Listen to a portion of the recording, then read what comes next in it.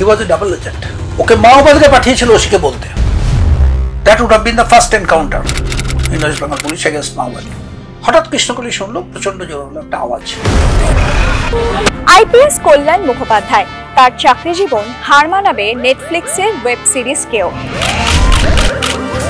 কিমসির ওখানকার নেতা ওই আমবাগানে বসে বসে ওই ভদ্রলোক নীল ডাউন হয়ে বসে একটা 9mm থেকে গুলি ছুড়ে ফিরে দেখাচ্ছেন, আর সেটার ছবি তুলছে মিডিয়া।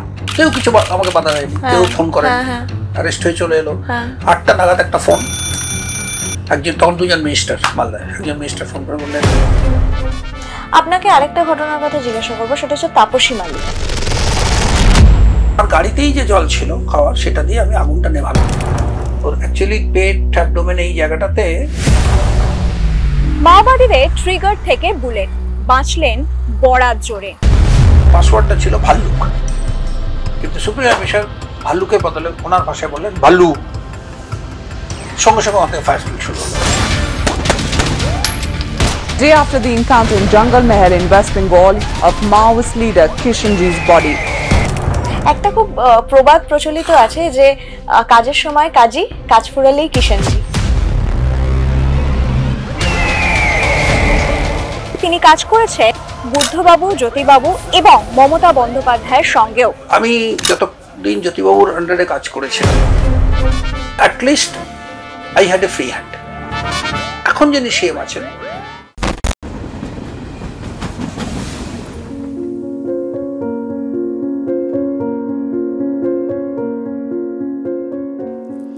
স্যার কি ছবি আঁকছেন? এসে গেছেন? হ্যাঁ, কিছু না, ছোট্ট ক্যানভাসের উপরে একটা ফিনিশিং টাচ দিচ্ছিলাম। দর্শকদেরও একটুখানি দেখাই। আচ্ছা, মানে হচ্ছে যে আমরা প্রবাদ শুনেছি যে রাধে সে চুলো বাঁধে, এখানে দেখতে পাচ্ছি যে এনকাউন্টার করে সে ছবিও আঁকে। অসাধারণ। কবে থেকে শখ এরকম ছবি আঁকার? অনেকদিন। আচ্ছা, ছোটবেলা থেকে তো কিছুটা ছিলই, তবে সবচেয়ে বেশি সময় পেলাম মনে হয় চাকরি করতে এসে, তখনই ছবি আঁকা। সেফ ড্রাইভ সেভ লাইফ এর লোগোটা তো আপনার আঁকা? হ্যাঁ, অ্যাকচুয়ালি এই পুরো জিনিসটা, পুরো মুভমেন্টটা শুরুই হয়েছিল আমি যখন ডিসি ট্রাফিক কলকাতা। আচ্ছা, বিনীত গোয়েল সাহেব তখন ছিলেন জয়েন্ট সিপি ট্রাফিক। কত সালে এটা? I think 2014। ওকে।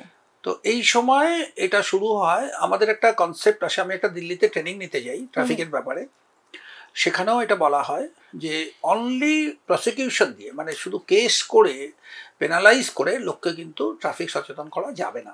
এবং আমরা দেখি যে উল্টোডাঙ্গা পর্যন্ত, বিধাননগর কমিশনার তখনও শুরু হয়নি, উল্টোডাঙ্গা পর্যন্ত লোকে হেলমেটগুলো হাতে ঝুলিয়ে আসতো, উল্টোডাঙ্গা ব্রিজের আগে এসে হেলমেটটা পরে দিত। তার মানে it is basically fear of police আর ফিয়ার অফ কেস। তো সেইখান থেকে বেরিয়ে মানুষকে সচেতন করতে গিয়ে আমরা দেখলাম স্টেক হোল্ডার রয়েছে, ড্রাইভার্স যারা কমিউট করছেন তারা, অ্যান্ড পুলিশ যারা প্রসিকিউট করবে। এই তিনজনকে একসঙ্গে আমাদের একটা সেন্সিটাইজ করার পরিকল্পনা তৈরি করা হলো। ইনিশিয়ালি সবাই খুব এতে ছিলেন, হেজিটেন্ট ছিলেন, কি হবে না হবে। কিন্তু দেখা গেল যখন এটা মুভমেন্টটা খুব একটা সত্যিকারের মুভমেন্টের রূপ নিল, then government also came into it. আর এই লোগোটা তখন আমরা ডিজাইন করি। It's a very simple logo, straight forward traffic signal দিয়ে লোগো ডিজাইনটা ছিল তখন সেই মতো। আমার যদিও আমার নামে পেটেন্ট নেই। আচ্ছা, আপনার নামে নেই, কিন্তু আপনার নিজের করা। আমার নিজের করা। একদম শুরু করব আজকে আমাদের আড্ডা, এবং বুঝতেই পারছেন যে আজকের আড্ডাটা ভীষণ ইন্টারেস্টিং হতে চলেছে। তার আগে একটু বলি, আড্ডা স্টেশন যাদের ভালো লাগছে, আমি নিশ্চিত যে আপনাদের সকলের আড্ডা স্টেশন ভীষণ ভালো লাগছে, আমাদের কাজ ভীষণ ভালো লাগছে, আপনারা আমাদের কমেন্ট করে জানাচ্ছেন, এবং আমাদের কাজ আপনারা ছড়িয়ে দিতে পারেন একটা শেয়ারের মাধ্যমে। এবং অবশ্যই যদি আমাদের কাজ আপনাদের ভালো লাগে তবে সাবস্ক্রাইব করতে ভুলবেন না। আমরা শুরু করব। স্যার, আমরা যখন আড্ডা স্টেশনে কারোর ইন্টারভিউ নিই তখন চেষ্টা করি যে একদম শুরু থেকে শুরু করার। তো আপনি তো মাধ্যমিকে র্যাঙ্ক করেছিলেন এবং জ্যোতিবাবুর হাত থেকে পুরস্কার নিয়েছিলেন, তো আপনার সেই দিনটার কথা মনে আছে? 1980 আমি মাধ্যমিক দিয়েছিলাম। তার আগে পর্যন্ত টিল 1979 কলকাতা এবং পুরুলিয়া রামকৃষ্ণ মিশন, এই দুটোর বাইরে যে কেউ প্রথম 20 জনে আসতে পারে মাধ্যমিকে, এই কনসেপ্টটাই ছিল না। 1980 সাডেনলি আমরা প্রায় 20 জনের মধ্যে 7 জন বা 8 জন মফস্বল থেকে বেরোলাম। আমি 5th হয়েছিলাম। একটি ছেলে সে মুর্শিদাবাদ থেকে বোধহয় 7th বা 8th হয়েছিল। মিদনাপুরের দেবব্রত ও স্ট্যান্ড করেছিল। এরকম কয়েকজন একসঙ্গে আমরা স্ট্যান্ড করি। এবং আমরা নরেন্দ্রপুরেও সবাই তখন নরেন্দ্রপুরে ছিল। এই কারণে নরেন্দ্রপুরে একটা অদ্ভুত নিয়ম আছে, আজও আছে, সেটা হচ্ছে মাধ্যমিকের প্রথম 20 জনকে কিন্তু কোনো এন্ট্রান্স টেস্ট দিতে হয় না ফর ক্লাস 11, ওরা ডাইরেক্টলি ঢুকতে পারে। তো আমিও দেখলাম যে পড়াশোনা করে পরীক্ষা দিয়ে তো পাবো না, অত ভালো কলেজে, তো ঢুকে গিয়েছিলাম। আর জ্যোতিবাবুর এটা হয়েছিল তার বোধহয় মাসখানেকের মধ্যে। ওখানে ভবেশবাবু ছিলেন তখন শিক্ষামন্ত্রী এবং জ্যোতিবাবু ছিলেন, তো আমাদের ডাকা হয়েছিল প্রথম 20 জনকে। এবং যে পুরস্কারটা দিয়েছিল সেটা অসাধারণ, কোনো টাকা নয়, কোনো ট্রফি নয়, 2টো ব্যাগ ভর্তি 32খানা বই। তার মধ্যে আমার মনে আছে আনতেন চেকভের, এবং সব বাংলায়, আচ্ছা, আনতেন চেকভের গল্প সমগ্র, আনতেন চেকভের নাটক সমগ্র, আর একটা বই আমি জীবনেও ভুলবো না, সেটা হচ্ছে ইভ কুরির লেখা মাদাম কুরির জীবনী। আচ্ছা, আরো আরো অনেক বই ছিল ডেফিনেটলি। তো সেটা জ্যোতিবাবু আমাদের হাতে তুলে দিয়েছেন ওই সেটটা পুরো। আপনি তো বারবার বলেছেন যে আপনি নিম্ন মধ্যবিত্ত পরিবারে ছিলেন, আপনার বাবা হঠাৎ করে মারা গেছেন, তো সেই মুহূর্তের স্ট্রাগলটা কিরকম ছিল? এটা শুধু বাবা মারা যাওয়ার ব্যাপারটা দেখলে হবে না, এটা ভারী মজার। এটা হচ্ছে যে আমি খড়গপুর আইআইটিতে ভর্তি হলাম ফিজিক্স নিয়ে পড়বো বলে। তার আগে আমি যাদবপুরে মেকানিক্যাল ইঞ্জিনিয়ারিং পড়ছিলাম, বাট আমি দেখলাম যে ইঞ্জিনিয়ারিংয়ে শুধু ড্রয়িং ছাড়া আমার আর কিছু ভালো লাগে না। এবং বরাবর আপনার ফিজিক্সে ইন্টারেস্ট ছিল? হ্যাঁ, আমার ফিজিক্স ইন্টারেস্ট, কিন্তু বাবা আবার তখন একটা শর্ত জুড়লেন যে ঠিক আছে তুমি যদি ফিজিক্স পড়ছো পড়ো, কিন্তু তাহলে কলকাতায় পড়া যাবে না। আচ্ছা, তুমি খড়গপুর আইআইটি যেই দাও, ওটা যেই দিয়ে ঢুকতে হয় ইঞ্জিনিয়ারিং ছেলেদের সঙ্গে, ওখানে গিয়ে যদি পাও চান্স তো পড়ো। So it was sort of a বাবার পলিটিক্স আর কি। আচ্ছা, জানতেন যে উনি ও পাবে না, ওদের হবে না, সামহাউ আই ক্র্যাকড ইট। তো গেলাম ফিজিক্স নিয়ে পড়তে, আমি অন্য ইঞ্জিনিয়ারিং ঢুকতে পারতাম, কিন্তু ফিজিক্স নিয়ে পড়তে গেলাম। কিন্তু ওখানে বছর দেড়েক পড়ার পরে আমার একটা অদ্ভুত মানে রিজলিউশন হলো বলতে পারেন, যে না, আমি যেটা ভেবেছিলাম সেটা নয়। পরে দেখলাম যে আমার ভাবাটাই ভুল ছিল। কি ভেবেছিলেন? হ্যাঁ, আমি ভেবেছিলাম যে খড়গপুর আইআইটি তার মানে নিশ্চয়ই প্রত্যেকটা টিচার অত্যন্ত ভালো টিচার হবে, কিন্তু ওখানে গিয়ে অভিজ্ঞতাটা হলো সমস্ত কলেজ বা স্কুলের মতনই ওই 20% টিচার ভালো, বাকিগুলো অগা, জঘন্য, তাদের ক্লাস করতে ইচ্ছে করে না আর কি। তো আমিও ক্লাস করতাম না। তো ফাইনালি ডিসিশন নিলাম যে আইআইটি ছেড়েই দেবো। তো আইআইটি ছেড়ে দেবো, কী করবো? তো সার্টিফিকেটগুলো বল দেওয়া করে একদিন রাত্রে ট্রেনে করে রওনা দিলাম হাওড়া থেকে। কোথায় যাব? লোকজন ওখানে চান্স পাওয়ার জন্য, পড়ার জন্য একেবারে মাথা খুঁটিয়ে মরে, সেখানে আপনি পেয়ে ছেড়ে দিচ্ছেন। হ্যাঁ, এবং আমি ছেড়ে দেবো সেটা সিদ্ধান্ত, সেটা ভারী মজার। সেটা হচ্ছে যে আমি হাওড়ায় গিয়ে ভাবলাম কোথায় যাব ছেড়ে দিতে। তখন মনে পড়লো যে সেই কিশলয় গণিতে ছিল না যে একটি ট্রেন কলিকাতা হইতে আর একটি ট্রেন মধুপুর হইতে যাত্রা করিল, তারা মাঝপথে গিয়ে যাবে। এই মধুপুরটা আমার মাথায় ঢুকেছিল, এটা কি? তো আমি মধুপুরেই চলে গেলাম। মধুপুরে গিয়ে মধুপুরের একটা কলেজে গেলাম, ওখানকার প্রিন্সিপালকে বললাম কলেজে যে আমি এরকম ভর্তি হতে চাই। সে তো আমাকে দেখে, হ্যাঁ বাড়ি কোথায়? আমি বললাম এরকম দুর্গাপুর। আরে দুর্গাপুরে ছিলাম, আপনি ভর্তি হতে এসেছেন? তারপরে মার্কশিটটা পুরো দেখে উনি ঘাবড়ে টাবড়ে গিয়ে বললেন, আমি আইআইটিটা বলিনি, শুধু হায়ার সেকেন্ডারিটা বলেছি। উনি বললেন আচ্ছা ঠিক আছে, ফিজিক্স আর্টসে ভর্তি হয়ে যান। থাকবেন কোথায়? তুমি থাকবে কোথায়? আমি বললাম যে কোথায় যাই না, কোথায় থাকবো? কিছুতে যাই না মধুপুরে।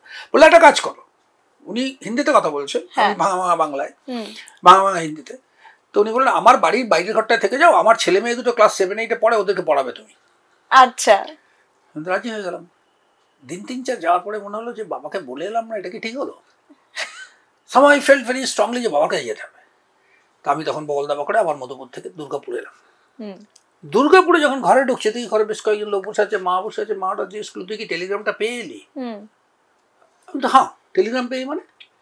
তার আগের দিন বাবার একটা ছোট্ট মোটর বাইকে অ্যাক্সিডেন্ট হয়েছে। বাবার একটা ছোট বাজাজ একটি গাড়ি ছিল, হালকা অ্যাক্সিডেন্ট হয়েছে, খুব বেশি কিছু নয়, কিন্তু তাতেই বাবার ঘাড়ের একটা শিরা ছিঁড়ে গেছে। তো বাবা হসপিটালাইজড হয়ে গেছেন। ওরা টেলিগ্রাম করেছে খড়গপুরে। তখন তো এসব ফোন টোনের ব্যাপার নেই। খড়গপুরের লোকজন আমাকে খুঁজে পাচ্ছে না, আমার হস্টেলের ছেলেরা তো জানে না যে কী হয়েছে। আমি মাকে আর কিছু না বলে হাসপাতালে গেলাম। বাবাকে দেখতে হলো, বাবা তখন দেখতেই পেলেন। বাবা একটু ইশারা করলেন আমাকে।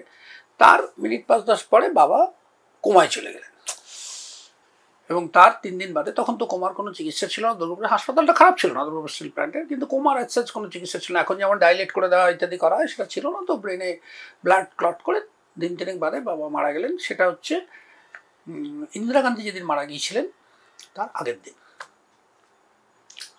তো সেখানেই, এবং তারপরে শুরু হলো ক্রাইসিস, জীবনের একটা বড় ধরনের ক্রাইসিস শুরু হলো বাবা মারা যাওয়ার পর। হ্যাঁ মানে ওই বাবা যতদিন ছিলেন একরকম স্ট্রাগল ছিল, বাবা মারা যাওয়ার পর তো স্ট্রাগলটা আরো ভয়াবহ অন্যরকম হয়ে গেল। এই জন্য যে দুর্গাপুর স্টিল প্ল্যান্টের একটা নিয়ম ছিল, বোধহয় এখনো আছে, সেটা হচ্ছে কেউ মারা গেলে তার ছেলে বা মেয়ে চাকরিতে ঢুকবে। আচ্ছা। প্রথমে তাকে স্ত্রীকে অফার করা হয়, তো আমার মা তো বলে দিলেন আমি ক্লাস 4 পাস, আমি চাকরি বাকরিতে ঢুকবো না, তোমরা দুজন বুঝে নাও। আমি অঙ্কটা কষলাম যে আমি যদি এখন চাকরিতে ঢুকে যাই তাহলে আমার কিন্তু বোনের বিয়ে দেওয়ার দায়িত্বটা আমার উপর পড়বে। আমার বোন ছিল 1 বছরের ছোট, বোন তখন পড়ছে যথারীতি। তো আমি বোনকে বললাম তুই চাকরিটা নিয়ে নে, কারণ আমি বেসিক্যালি পড়াপড়ি এসকেপিস্ট, আমি বললাম যাক বাবা দায়িত্ব থেকে বাঁচা যাবে। বোন তো আরো সেনা, বোন বললো না না আমিই নেবো, কিন্তু আমি এমএসসি করার পরে নেবো। আরে তোর তখন বিএসসি সেকেন্ড ইয়ার কি ফার্স্ট ইয়ার, তার মানে 4 বছর বাদে। তা আমি তখন ছুটলাম এমডির কাছে। এই এমডি আমাকে জানতেন, কারণ মাধ্যমিকে যখন আমি স্ট্যান্ড করেছিলাম তখন ইনি আমাকে একটা গোল্ড মেডেল দিয়েছিলেন, বিশাল গোল্ড প্লেটেড সিলভার মেডেল দিয়েছিলেন, এবং এটা নিয়ে অনেক হইচই হয়েছিল তখন দুর্গাপুরে। তো উনি চিনতেন, তো উনি বলেন তাহলে গিভ ইট ইন রাইটিং, কিন্তু তোমার বাবার গ্র্যাচুইটি এবং প্রভিডেন্ট ফান্ড ব্লকড থাকবে, because you are keeping the quarter. মা বললেন আমি কোয়ার্টার কি করে ছাড়বো, বোন থাকে হোস্টেলে, তুইও থাকিস হোস্টেলে, তো আমি কোয়ার্টার কি করে ছাড়বো। তো ওটা ব্লকড হয়ে গেল। এইবারে যেটা হয়ে গেল সেটা হচ্ছে মা দুর্গাপুরে রয়ে গেলেন, বোন বিষ্ণুপুরে রয়ে গেল, আমি খড়গপুরে। 3টে সংসার হয়ে গেল, এবং সেই 3টেকে কিন্তু আমাকে সাপোর্ট করতে হবে। গ্র্যাচুইটি প্রভিডেন্ট ফান্ড স্টপড, বাবার কোনো পেনশন ছিল না, এখনো বোধহয় দুর্গাপুর স্টিল প্ল্যান্টে পেনশন বোধহয় নেই। আর আপনি তখন স্টুডেন্ট? আমি তখন স্টুডেন্ট যথারীতি। তো আমাকে চালাতে হবে, মানে ফেয়ারলি চালাতে গেলে আমাকে টিউশন করতে হবে। তো সেটা আমি খড়গপুর আইআইটিতে শুরু করলাম টিউশন দিতে, কিন্তু এর ফলে এতটা সময় আমার বকডাউন হতে থাকলো যে আমি ক্লাসগুলো করতে পারছিলাম না। ক্লাসগুলো করতে আমার ভালো লাগতো না, এটাও ঘটনা। তো যাই হোক, মধুপুরের কলেজে আপনি ছেড়ে দিলেন তখন? আর যাইনি। আচ্ছা, ছাড়া ধরা কিছু আর মধুপুরের দিকে যাইনি, খড়গপুর। তো খড়গপুরে গেলাম, খড়গপুরে যাই হোক কিছুদিন বাদে খড়গপুরের প্রফেসর আমাকে ডেকে পাঠালেন ওদের গভর্নিং বাড়িতে, ডেকে পাঠিয়ে বললেন যে দেখো তোমার এত ক্লাস মিস হচ্ছে কেন। আমি বললাম যে এই হচ্ছে সিচুয়েশন। বললো এরকম তো হতে পারে না, আর আমাদের এখানে তোমাকে ছুটি দেওয়ার কোনো সিস্টেম নেই যে 2 বছর 3 বছর তুমি এটা দাঁড় করিয়ে দিয়ে বোনকে চাকরি দিয়ে তারপরে আসবে, এরকম হবে না। তো ওই আফটারনুনটা এলো জীবনে, যেখানে আমাকে একটা ক্রুশিয়াল ডিসিশন নিতে হলো যে either IIT or the family. তো আই টুক এ ডিসিশন যে না আমি আইআইটি ছেড়েই দেবো। আইআইটি ছাড়লাম। আইআইটি ছেড়ে বেরিয়ে এসে খড়গপুরের সুভাষপল্লীতে একটা লোকের দোতলার ছাদে একটা ছোট্ট চিলেকোঠা ছিল, সেখানে ভাড়াতে ঢুকলাম। ঢুকে থাকতে আরম্ভ করলাম। ফর 2 to 3 years আমি কোনো ইনস্টিটিউটে ছিলাম না। 3 বছর বাদে আমি গেলাম মেদিনীপুর কলেজে। মেদিনীপুর কলেজের প্রিন্সিপাল মুকুল বাবু, উনি আমাকে বললেন যে সব থেকে এটাকে বললেন যে দেখো আমাদের এখানে সিস্টেম আছে 5% বা 6% যাই হোক, প্রত্যেক বছর পরে যদি কেউ ভর্তি হতে আসে এগ্রিগেট থেকে বাদ যাবে। আমি বললাম আমার তো 25% 30% বাদ দিলে তো আমি তো পাস কোর্সেও চান্স পাবো না। তো বললেন হ্যাঁ সেটাই তো, ঠিক আছে তুমি কালকে আবার এসো।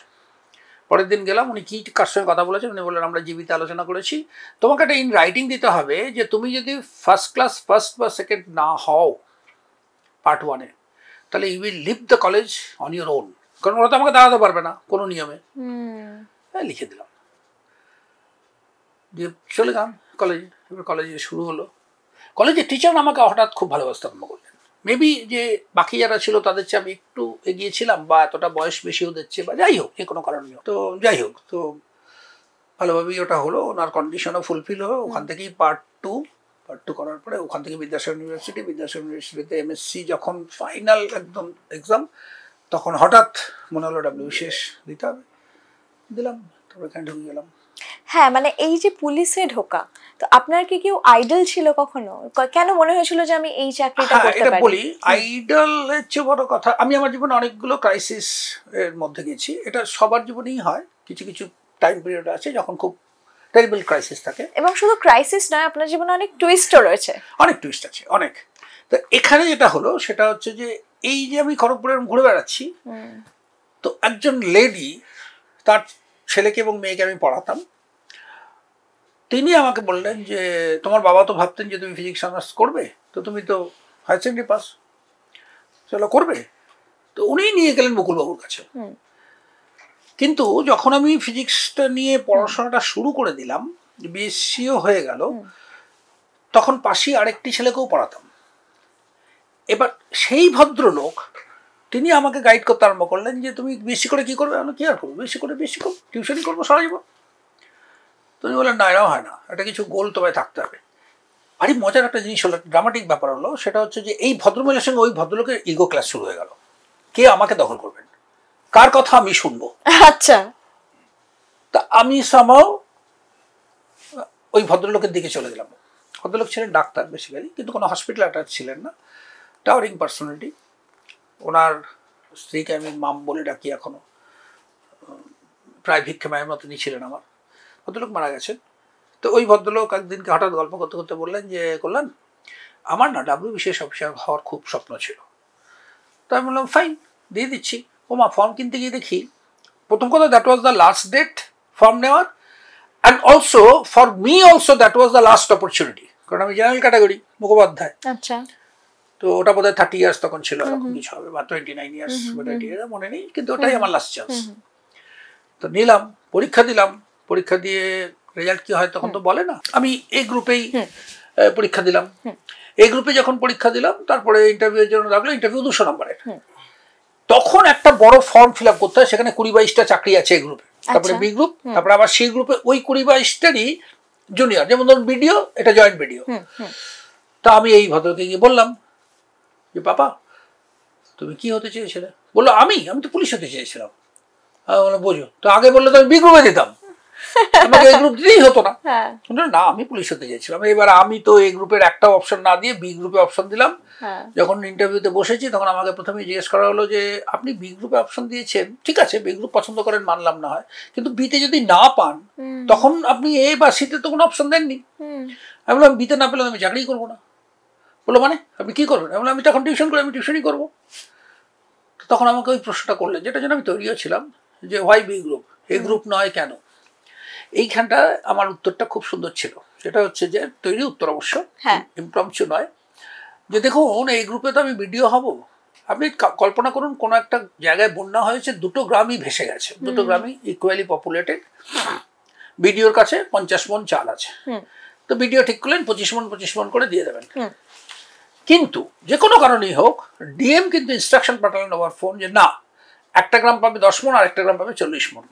নাও video has to do that, মানে তো কিছু করার নেই। কিন্তু আমি ধরুন এসডিপিও হিসেবে কোনো একটা রাস্তায় মারাত্মক লড়াইরা চলছে, আমাদের গাড়ি জ্বালিয়ে দিয়েছে, মারামারি হচ্ছে, এসব হচ্ছে, আমি এসপিকে বললাম, আর তখন মোবাইল ফোন আসেনি, মনে করে দেখুন 1994, এন্ড অফ 1994। আমি এসপিকে বললাম ফোন করে যে স্যার এখানে এগুলো মারামারি হচ্ছে, খুব বাজে অবস্থা, কী করবো স্যার, গুলি চালাবো? তো এসপি কী বলবে, যে তুমি যা ভালো বোঝো, কারণ আমি তো নিজের চোখে দেখতে পাচ্ছি না, আমি তো দূরে আছি অনেক, তো whatever you feel good you do it. তার মানে ডিসিশন নেওয়ার ক্ষমতাটা আমার বেশি হচ্ছে। And I love to come to this service only because of this power to take decision in such cases. That was my reply. Somehow I was selected, but I was the only person who was selected. আমার ব্যাচে আমি একা। আচ্ছা, এরও একটা মজার ঘটনা ঘটলো, সেটা হচ্ছে আমি একা তো গেলাম, অত বড় একটা গেস্ট হাউস ছিল, সেখানে একা, রাত্রেবেলা তো রীতিমতো ভয় করতো। তাই? হ্যাঁ, ব্রিটিশ আমলের জিনিস করতে থেকে কোনো সাহেব ভূত চলে আসবে, বাঙালি ভূত হলে বলে বোঝাতে পারতো। তো সে তো হলো যা হলো। কয়েকদিন ট্রেনিং এর পরে প্যারেড করাতে হবে আমাকে। এবার দেখুন প্যারেড হচ্ছে একটা সমষ্টিগত ব্যাপার। ধরুন আপনি একসঙ্গে 30 জন যাচ্ছেন, বললো ডাইনে মুর বাঁয়ে মুর, আমি একা একা কি ডাইনে মুর বাঁয়ে মুর পিছু মুর করবো? তখন ঠিক হলো, সিডিআই ছিল সুপ্রশঙ্কর বাবু বোধহয়, তিনি বললেন যে ওনাকে একটা কাজ করো, ওনাকে কনস্টেবলদের যে লাইন সেইখানে কোনায় ঢুকিয়ে দাও। আচ্ছা, আমি ড্যাং ড্যাং করে ঢুকে গেলাম, যাই হোক কিছু লোক তো পেলাম ট্রেনিং এর।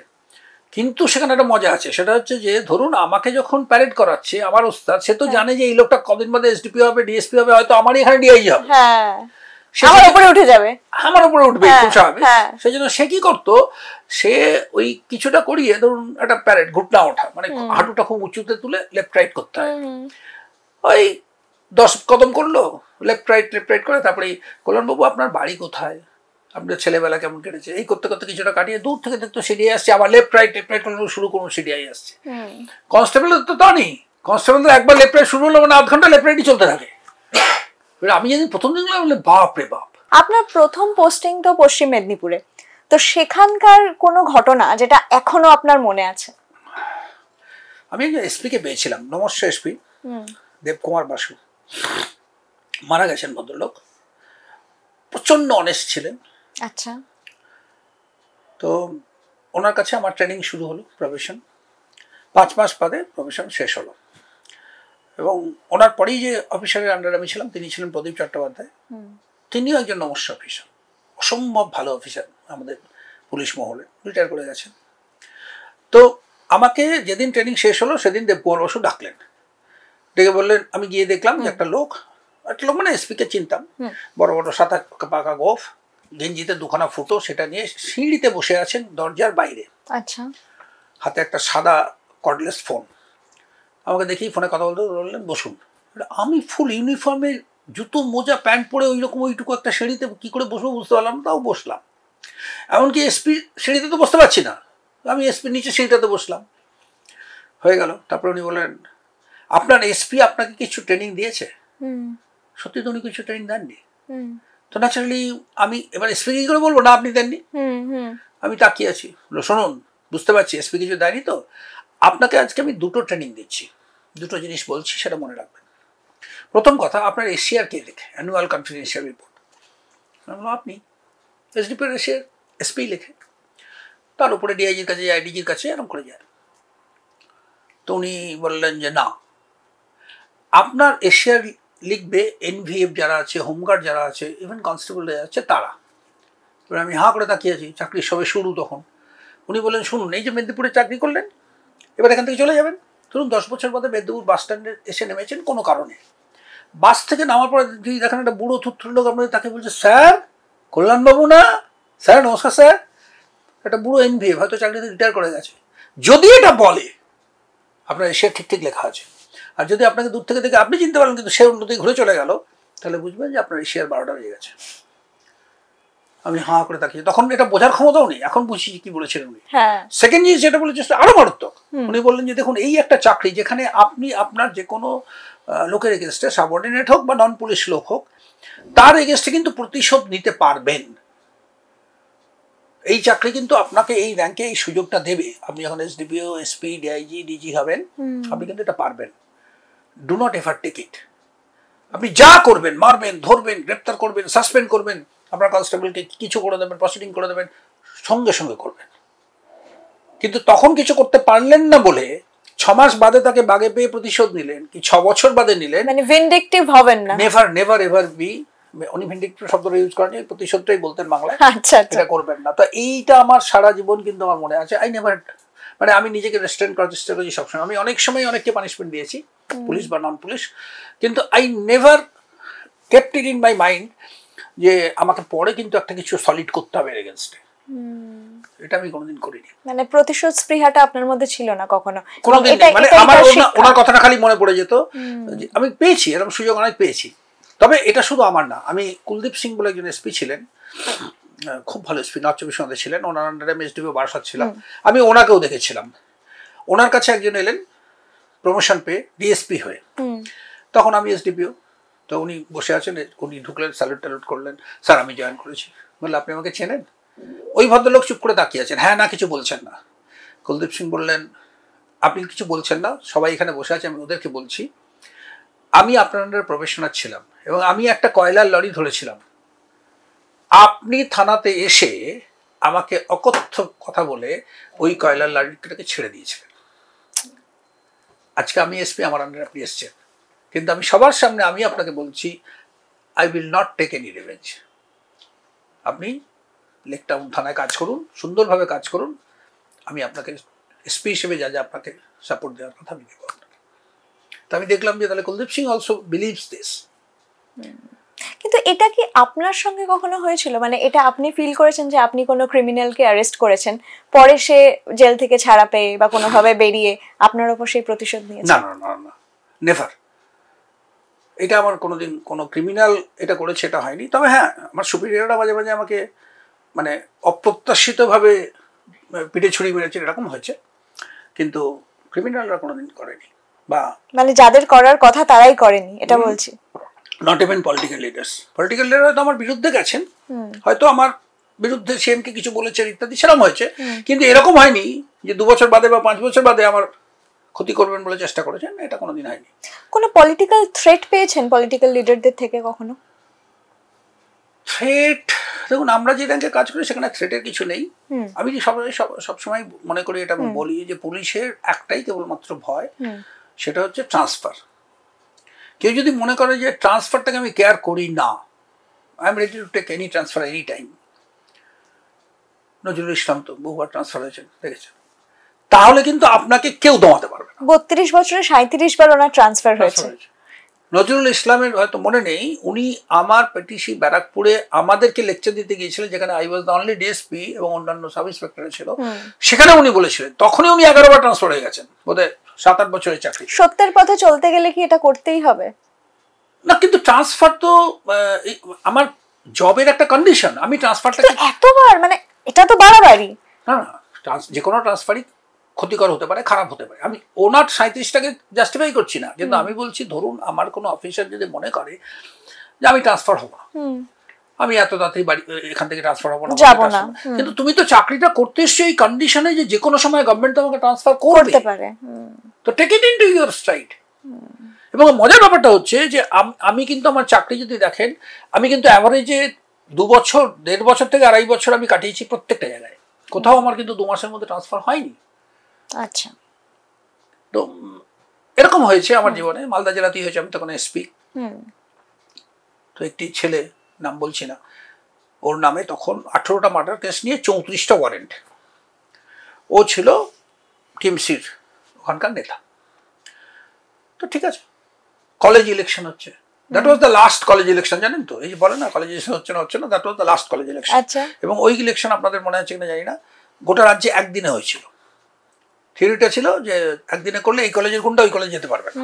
তো ঠিক আছে, মালদা ইলেকশন হচ্ছে একসঙ্গে, ট্র্যাডিশনাল এসপি চলে গেছে চাঁচলে, ডিএসপি চলে গেছে এখানে ওখানে ইত্যাদি। কালিয়াচক কলেজের ইলেকশন, ধরুন আমার বাড়িটা কালিয়াচক কলেজ, আর মধ্যমগ্রাম মোড় ওখানে একটা আমবাগান আছে। আচ্ছা, ইলেকশন কিন্তু পিসফুলি হচ্ছে, কলেজের ভেতরে সব স্টুডেন্ট। ওই আমবাগানে বসে বসে ওই ভদ্রলোক নীল ডাউন হয়ে বসে একটা 9mm থেকে গুলি ছুড়ে ছুড়ে দেখাচ্ছেন যে দেখো আমি কত বড় হিরো, মাথায় একটা লাল টুপি, আর সেটার ছবি তুলছে মিডিয়া।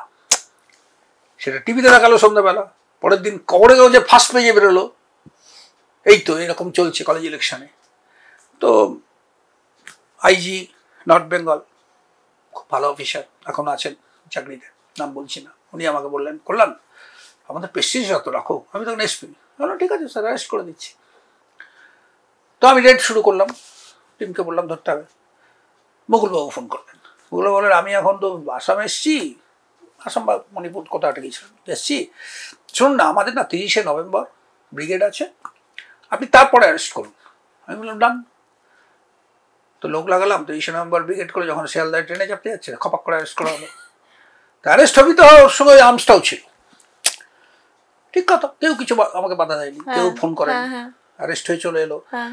ঠিক 9টা নাগাদ, 9টাও নয় 8টা নাগাদ একটা ফোন, একজন, তখন 2জন মিনিস্টার মালদায়, একজন মিনিস্টার ফোন করে বললেন এসপি সাহেব একটু কি দেখা যাবে, সামনে আমাদের ইলেকশনটা রয়েছে পঞ্চায়েতের। বলে কোনো দেখার কিচ্ছু নেই, উইথ আর্মস অ্যারেস্ট হয়ে গেছে, আমি আমার সাবঅর্ডিনেটের সামনে বলতে পারবো না যে আর্মসটাকে লুকিয়ে দাও। ঠিক আছে, আর কি বলবো আপনাকে। 10:30টার সময় আরেকজন মিনিস্টারের ফোন, এটা কি করে হবে, এসপি সাহেবকে অ্যারেস্ট করা যাবেই না। অ্যারেস্ট করা যাবে না মানে অ্যারেস্ট তো হয়ে গেছে। বললো তাহলে আপনাকে কোর্টে পাঠানো যাবে না। আমি বললাম না, কোর্টে পাঠাতে হয় ম্যাডাম, কোর্টে পাঠাতেই হবে, কিচ্ছু করার নেই। তখন বললো তাহলে আর্মসটা দেখাবেন না। বললো আর্মসটাও কোর্টে পাঠানোর কাগজে লেখা হয়ে গেছে। বললো তাহলে বেল কি করে হবে? বললো বেল তো হবে না, এতগুলো ওয়ারেন্ট আছে, কি করে বেল হবে? তাহলে আমরা ইলেকশন কি করে করবো? বললো that is not my headache, ওটা আপনি বুঝুন কি করে কি করবেন না করবেন। আমি বলেছিলাম ওখানে আমবাগানে বসে বসে গুলি ছুটতে। এই ঘটনাটার ব্যাপারেই আমাদের রেড করতে করতে একটি লোকের বাড়িতে রেড করতে হয়েছিল কালিয়াচকে। তো সেই রেফারেন্স টেনে ওই নেত্রী আমাকে বললেন যে আপনি ওর বাড়িতে রেড করেছেন, আমাদের পার্টি অফিসে রেড করেছেন। বললাম পার্টি অফিসে? ওটা তো ওনার বাড়ি ছিল, আমি রেডে যাইনি। তখন বললো না ওই বাড়িতে তো আমাদের সিএম ম্যামের ছবি আছে। বললো হ্যাঁ তা ছিল, কিন্তু ওটা তো ওনার বাড়ির ঘর, বাড়ির ঘরে তো যার খুশি ছবি থাকতে পারে, অনেকের বাড়িতে তো মমতা গান্ধী ছবি আছে, তাহলে কি রেড করা যাবে না? না তার মানে আপনি, তখন বলছে ও তো ফলের ব্যবসা করে। আমি বললাম হ্যাঁ তা করে, অ্যাকচুয়ালি ব্যাকগ্রাউন্ডটা হচ্ছে যে ওর বাড়ির পেছনে প্রায় 2-3 ট্রাক বেআইনি কয়লা পাওয়া গিয়েছিল। তো সেটা সিজ হয়ে গিয়েছিল। আচ্ছা, তা আমার মুখ দিয়ে হঠাৎ তখন রাগের মাথায় বেরিয়ে গেল যে হ্যাঁ ফলেরই ব্যবসা করে ম্যাডাম, কিন্তু সেটা কালো জামের। This she took very personally, বললে আপনার কি থাকার ইচ্ছে নেই? আমিও তখন বলে দিলাম মুখের উপর যে মানে ফোনে যে আপনি যেদিন আমাকে ট্রান্সফারটা করাতে পারবেন আমি কথা দিচ্ছি সেই দিনই আমি ডিপার্চার নেব। তার 7 দিন বাদে শনিবার দিন সন্ধ্যাবেলা আমি কালিয়াচকে তখন রেড করছি ডিআইজির সঙ্গে, তখন আরটি থেকে ফোন করে খুব দ্বিধার জড়িত স্বরে বলছে স্যার আপনার না আইবিতে ট্রান্সফার হয়েছে। আমরা আচ্ছা ঠিক আছে বলে আমি সেই দিনই আমার অ্যাডিশনাল এসপিকে বললাম চার্জের। অ্যাডিশনাল বললো স্যার আপনার জায়গাতে একজন লোক আসছে, তিনি আসবেন তিনি নেবেন, এটাই নর্মাল। আমি বললাম এক্স্যাক্টলি, একদম এটা ঠিক, কিন্তু আমি তোমাকে বলছি চার্জটা নিতে, তুমি কি আমার কথা শুনবে না? কারণ বলছে না স্যার ঠিক আছে। ওই দিনই চার্জ ছিল, ওই দিনই রাত্রি 12টার সময় ফেয়ারওয়েল ও নিজে অর্গানাইজ করলো, ফেয়ারওয়েল হয়ে গেল, 12টার সময় রওনা দিলাম। পরের দিন অ্যাকচুয়ালি ভোরবেলা এসে আইবিতে জয়েন করলাম। আপনি যখন মোহাম্মদ রফিককে অ্যারেস্ট করেছিলেন সেই ঘটনাটা আপনার মনে আছে? পুরো সে এক কাণ্ড, তখন তো চাকরি শুরু একদম দাপিয়ে বেড়াচ্ছি পুরো কেশপুর। এদিকে রফিকও তখন উঠতি নেতা, রফিকও প্রচন্ড। এটা কত সাল হবে? 1997 আই থিঙ্ক। আচ্ছা, তো রফিকও তখন সিপিএম এর আমল। একদম সিপিএম। তো ঠিক আছে, কিন্তু আমি রফিককে অ্যারেস্ট সত্যি করছিলাম না। আইসি কোতোয়ালিকে বলছিলাম, যখনই আমাকে এসপি বলছিল রফিককে অ্যারেস্ট করতে, আমি আইসিকে বলছিলাম, আইসিও করছিল না। আইসি আর আমি দুজনেই বুঝছিলাম, আমাদের নিজের মতো কোনো আন্ডারস্ট্যান্ডিং ছিল না, কিন্তু আমরা বুঝছিলাম যে কেন করছি না। বিকজ আমাদের মনে হয়েছিল যে ইলেকশন ছিল একদম সামনে, মানে উইদিন এ মান্থ, তখন নমিনেশন চলছে, ইলেকশনের শুরু হচ্ছে। তো ওকে যদি অ্যারেস্ট করি তাহলে কিন্তু ওখানে রফিকের পার্টি, তখন তৃণমূল ছিল, অনেকটা বেশি ইয়ে পেয়ে যায়। এসপি খালি বলতেন যে অ্যারেস্ট করো অ্যারেস্ট করো অ্যারেস্ট করো। আচ্ছা, যে রফিক এগেইনস্টে বড় কিছু কেস ছিল তাও নয়। তো একদিনকে এরকম আমি গাড়ি করে মেদিনীপুরে ঘুরে বেড়াচ্ছি টাউনে, তখন আমার সিকিউরিটিও ছিল না, আমি আর ড্রাইভার। ওনার এগেইনস্টে কি কি চার্জেস ছিল? ওই যেমন হয় পলিটিক্যাল রাইটিং, এখানে লোকজনকে তাড়া করেছে তৃণমূল লোকেরা under the leadership of Rafiq, এখানে ঘরবাড়ি ভেঙেছে, এরকম ধরনের কমপ্লেন যেরকম হয়। ওখানে তো কি হতো তখন কেশপুরে, এরকম ধরনের কমপ্লেন হলে দুটো পার্টি করতো কি, পুরো ভোটার লিস্ট দেখে নাম দিয়ে দিত, নেতাগুলোর নাম দিত, তারপরে ওই ভোটার লিস্টে 100 জনের নাম আছে সবার নাম দেওয়া দিত, এরকম ভাবে কেস হতো। তো যাই হোক, তো এবারে আমাকে উনি বলে খুব বিচ্ছিন্নভাবে বললেন, আরে আপনার সঙ্গে কি যোগাযোগ আছে, আপনি অ্যারেস্ট করছেন না। খুব রাগ হলাম, আইসি কিছু বললাম না। আমি যখন বটতলা দিয়ে যাচ্ছি মেদিনীপুর টাউনে, ওখানেই পার্টি অফিসটা ছিল, দেখি পার্টি অফিসে রফিক বসে আছে আমাদের একটা ঝোলা ব্যাগ নিয়ে। তো আমি গাড়িটা একটু এগিয়ে নিয়ে গিয়ে ডাকলাম রফিক তো সঙ্গে সঙ্গে স্যার আপনি এসছেন হ্যান ত্যান বলে দৌড়ে চলে এলো, ওঠো। গাড়িতে উঠে পড়লো, ড্রাইভার বসে আছে মাঝখানে রফিক, তারপরে আমি। ড্রাইভার ছিল, নামটা মনে আছে নারায়ণ, খুব ভালো ড্রাইভার। নারায়ণকে বললাম নারায়ণ চলো। নারায়ণ গাড়ি চালাতে শুরু করলো, রফিক বুঝে গেল যে ওকে তুলে নেওয়া হয়েছে। রফিক কিন্তু বেসিক্যালি ড্রাইভার ছিল বাসের। রফিক তখন ক্লাচ প্লেটটায় চাপ দিয়ে গাড়িটাকে আটকে দিল। আমি তখন বাধ্য হয়ে আমার রিভলভারটা বার করে রফিক বললো আমি কিন্তু পায়ে গুলি করে দেবো, কারণ তোমার লোকেরা পেছন ছুটে ছুটে আসছে, তারা এবার আমাকে পেলে তোমাকে তো নিয়ে যাবে, কিন্তু আমাকেও পিটিয়ে মারবে, এটা আমি করতে দেবো না। তো ছেড়ে দিল কি মনে করে। আমরা চলে এলাম খড়গপুর লোকাল থানায়। খড়গপুর লোকাল থানায় ওকে রাখা হলো। এসপিকে বললাম স্যার অ্যারেস্ট হয়ে গেছে। রফিক যেটা করলো সেটা মারাত্মক। রফিক আমাকে ডেকে বলছে যে স্যার একটা টাকার বান্ডেল দিয়ে, আমার মনে পড়ছে না 30,000 40,000 টাকা ছিল তখন। বললো যে এটা আমার বউকে দিয়ে দেবে না। তোমার বউ কোথায়? বললো যে মেদিনীপুরের এই হোটেলে আছে। আমি বললাম আমি কেন? এক্ষুনি তোমার তৃণমূলের সমস্ত নেতারা এসে এখানে হাজির হবে, ওদের দিয়ে দাও, ওরা দিয়ে দেবে। বললো না স্যার এটা আপনার দায়িত্ব, আপনি দিয়ে দেবেন, কিছু হবে না স্যার। এটা কেন? সামাও রফিক বলেও ছিল এটা, যে রফিক বোধহয় আমাকে তখন প্রচন্ড ট্রাস্ট করতো। ও বলে যে আমি আপনাকে ট্রাস্ট করি। মানে আপনি ওকে অ্যারেস্ট করলেন, তারপরেও আপনার উপরে এত ট্রাস্ট? হ্যাঁ, তার আগে থেকেই ইনফ্যাক্ট ট্রাস্টটা, সেটা ফিল্ডে কাজ করার জন্য। এটা আমার কিন্তু বিরোধী যারা দল তাদের সঙ্গে বরাবর হয়েছে। পরে জামমনির ঘটনা যখন বলবো তখন দেখবেন, যখন সিঙ্গুরের ঘটনা বলবো তখন দেখবেন যে বিরোধী দলের লোকেদের সঙ্গে আমার কিন্তু বরাবর আমার একটা বিশ্বাসযোগ্যতার জায়গা ছিল। তো তখনও ছিল রফিকের এখানে। তো রফিক ওটা দিল, আমি ওটা নিয়ে গিয়ে সেই হোটেল খুঁজে সেই ভদ্রমহিলাকে টাকাটা দিয়ে আমি ফেরত এলাম। রফিক অ্যারেস্ট হলো। ঠিক 12 দিনের মাথায় রফিক জামিন হলো। এত মোটা, আমার এখনো মনে আছে, গাঁদা ফুলের মালা পড়লে বেরোলো, নমিনেশনে দাঁড়ালো, ভোটে জিতে বেরিয়ে চলে গেল, আরো বড় নেতা হয়ে গেল। হ্যাঁ, তারপর তো ঘুরেই বেড়াতো নেত্রীর সঙ্গে, এখান ওখান সেখান। আমরা সিআইডি তে যখন দেখেছি, দর্শকরাও এটা রিলেট করতে পারবে, তখন আমরা দয়াকে দেখেছি যে দরজা ভেঙে ঢুকতে এবং ক্রাইম সিনে পৌঁছতে, এবং আপনার একটা সিগনেচার আছে যে ঠাটিয়ে চড় মারা, এটা একাধিকবার হয়েছে। খুব বাজে। এটা যদি আমার ওয়াইফ এখানে থাকতো, ও প্রথম গল্পটা বলতো। ওর তখন সদ্য বিয়ে হয়েছে। আচ্ছা। বারাসাতে, আমি এসডিপিও। বারাসাতে এসডিপিও অফিসটা এখনো একতলায় অফিস কম ব্যারাক, দোতলায় এসডিপিও থাকেন আর 3 তলায় মালিক থাকে। আর বাড়িটা হচ্ছে রেলের ট্রেনের মতো, পরপর পরপর রুম, রাস্তার দিকে একটা রুম, তারপর একটা রুম, তারপর একটা রুম। তো আমি বিকেলবেলা একটি ছেলেকে তুলে নিয়ে এসেছি, বেসিক্যালি ইভ টিচার ছিল। তুলে নিয়ে এসে আমার খুব রাগ হয়েছে, বারাসাত টাউনে ওদের করছে। আর তখন কম বয়স, কি কথা বলতে বলতে আমার অফিসের বাইরে দাঁড়িয়ে বিকেলবেলা আমি বাঁ হাতে টেনে চড় মেরেছি। আমি এমনিতে ল্যাটা বেশি খাই। আমি লক্ষ্য করিনি যে ব্যালকনিতে দাঁড়িয়ে গার্গি দেখছিল। ছেলেটা হঠাৎ মুখে হাত দিয়ে ওরে বাবা করে বসে পড়েছে, মুখ দিয়ে রক্ত বেরোচ্ছে। দাঁত একটা বোধহয় নোট ছিল বা কিছু একটা ছিল, দাঁতটা খুলে পড়ে গেছে চরের চেটা। সে খালি বলে যাচ্ছে আর মারবেন না স্যার, আর চর মারবেন না, যাই করুন। এরকম গার্গি এখনো বলে, বাবা আমি তো দেখে মানে গার্গির মধ্যে সেদিনই হয়ে গেছে, আমি নেই, এর সঙ্গে কোনো ঝামেলা। তারপর এরকম তো আরো অনেক গল্প রয়েছে। আরে বাবা, অনেক সময় এটা হয়েছে, দুম করে কিছু একটা হয়ে গেছে। আমি কিন্তু একটা জিনিস সবসময় করে এসেছি আমার সারা চাকরি জীবনে, সেটা হচ্ছে I have never told that I didn't do anything. যেখানে যেটা করেছি আমি আমার জীবনে দেখেছি, আমি আমার সাবঅর্ডিনেটদের অনেকবার বলেছি, এখনো বলি যে accept it, because you are a superior officer, you have the guts to accept your fault.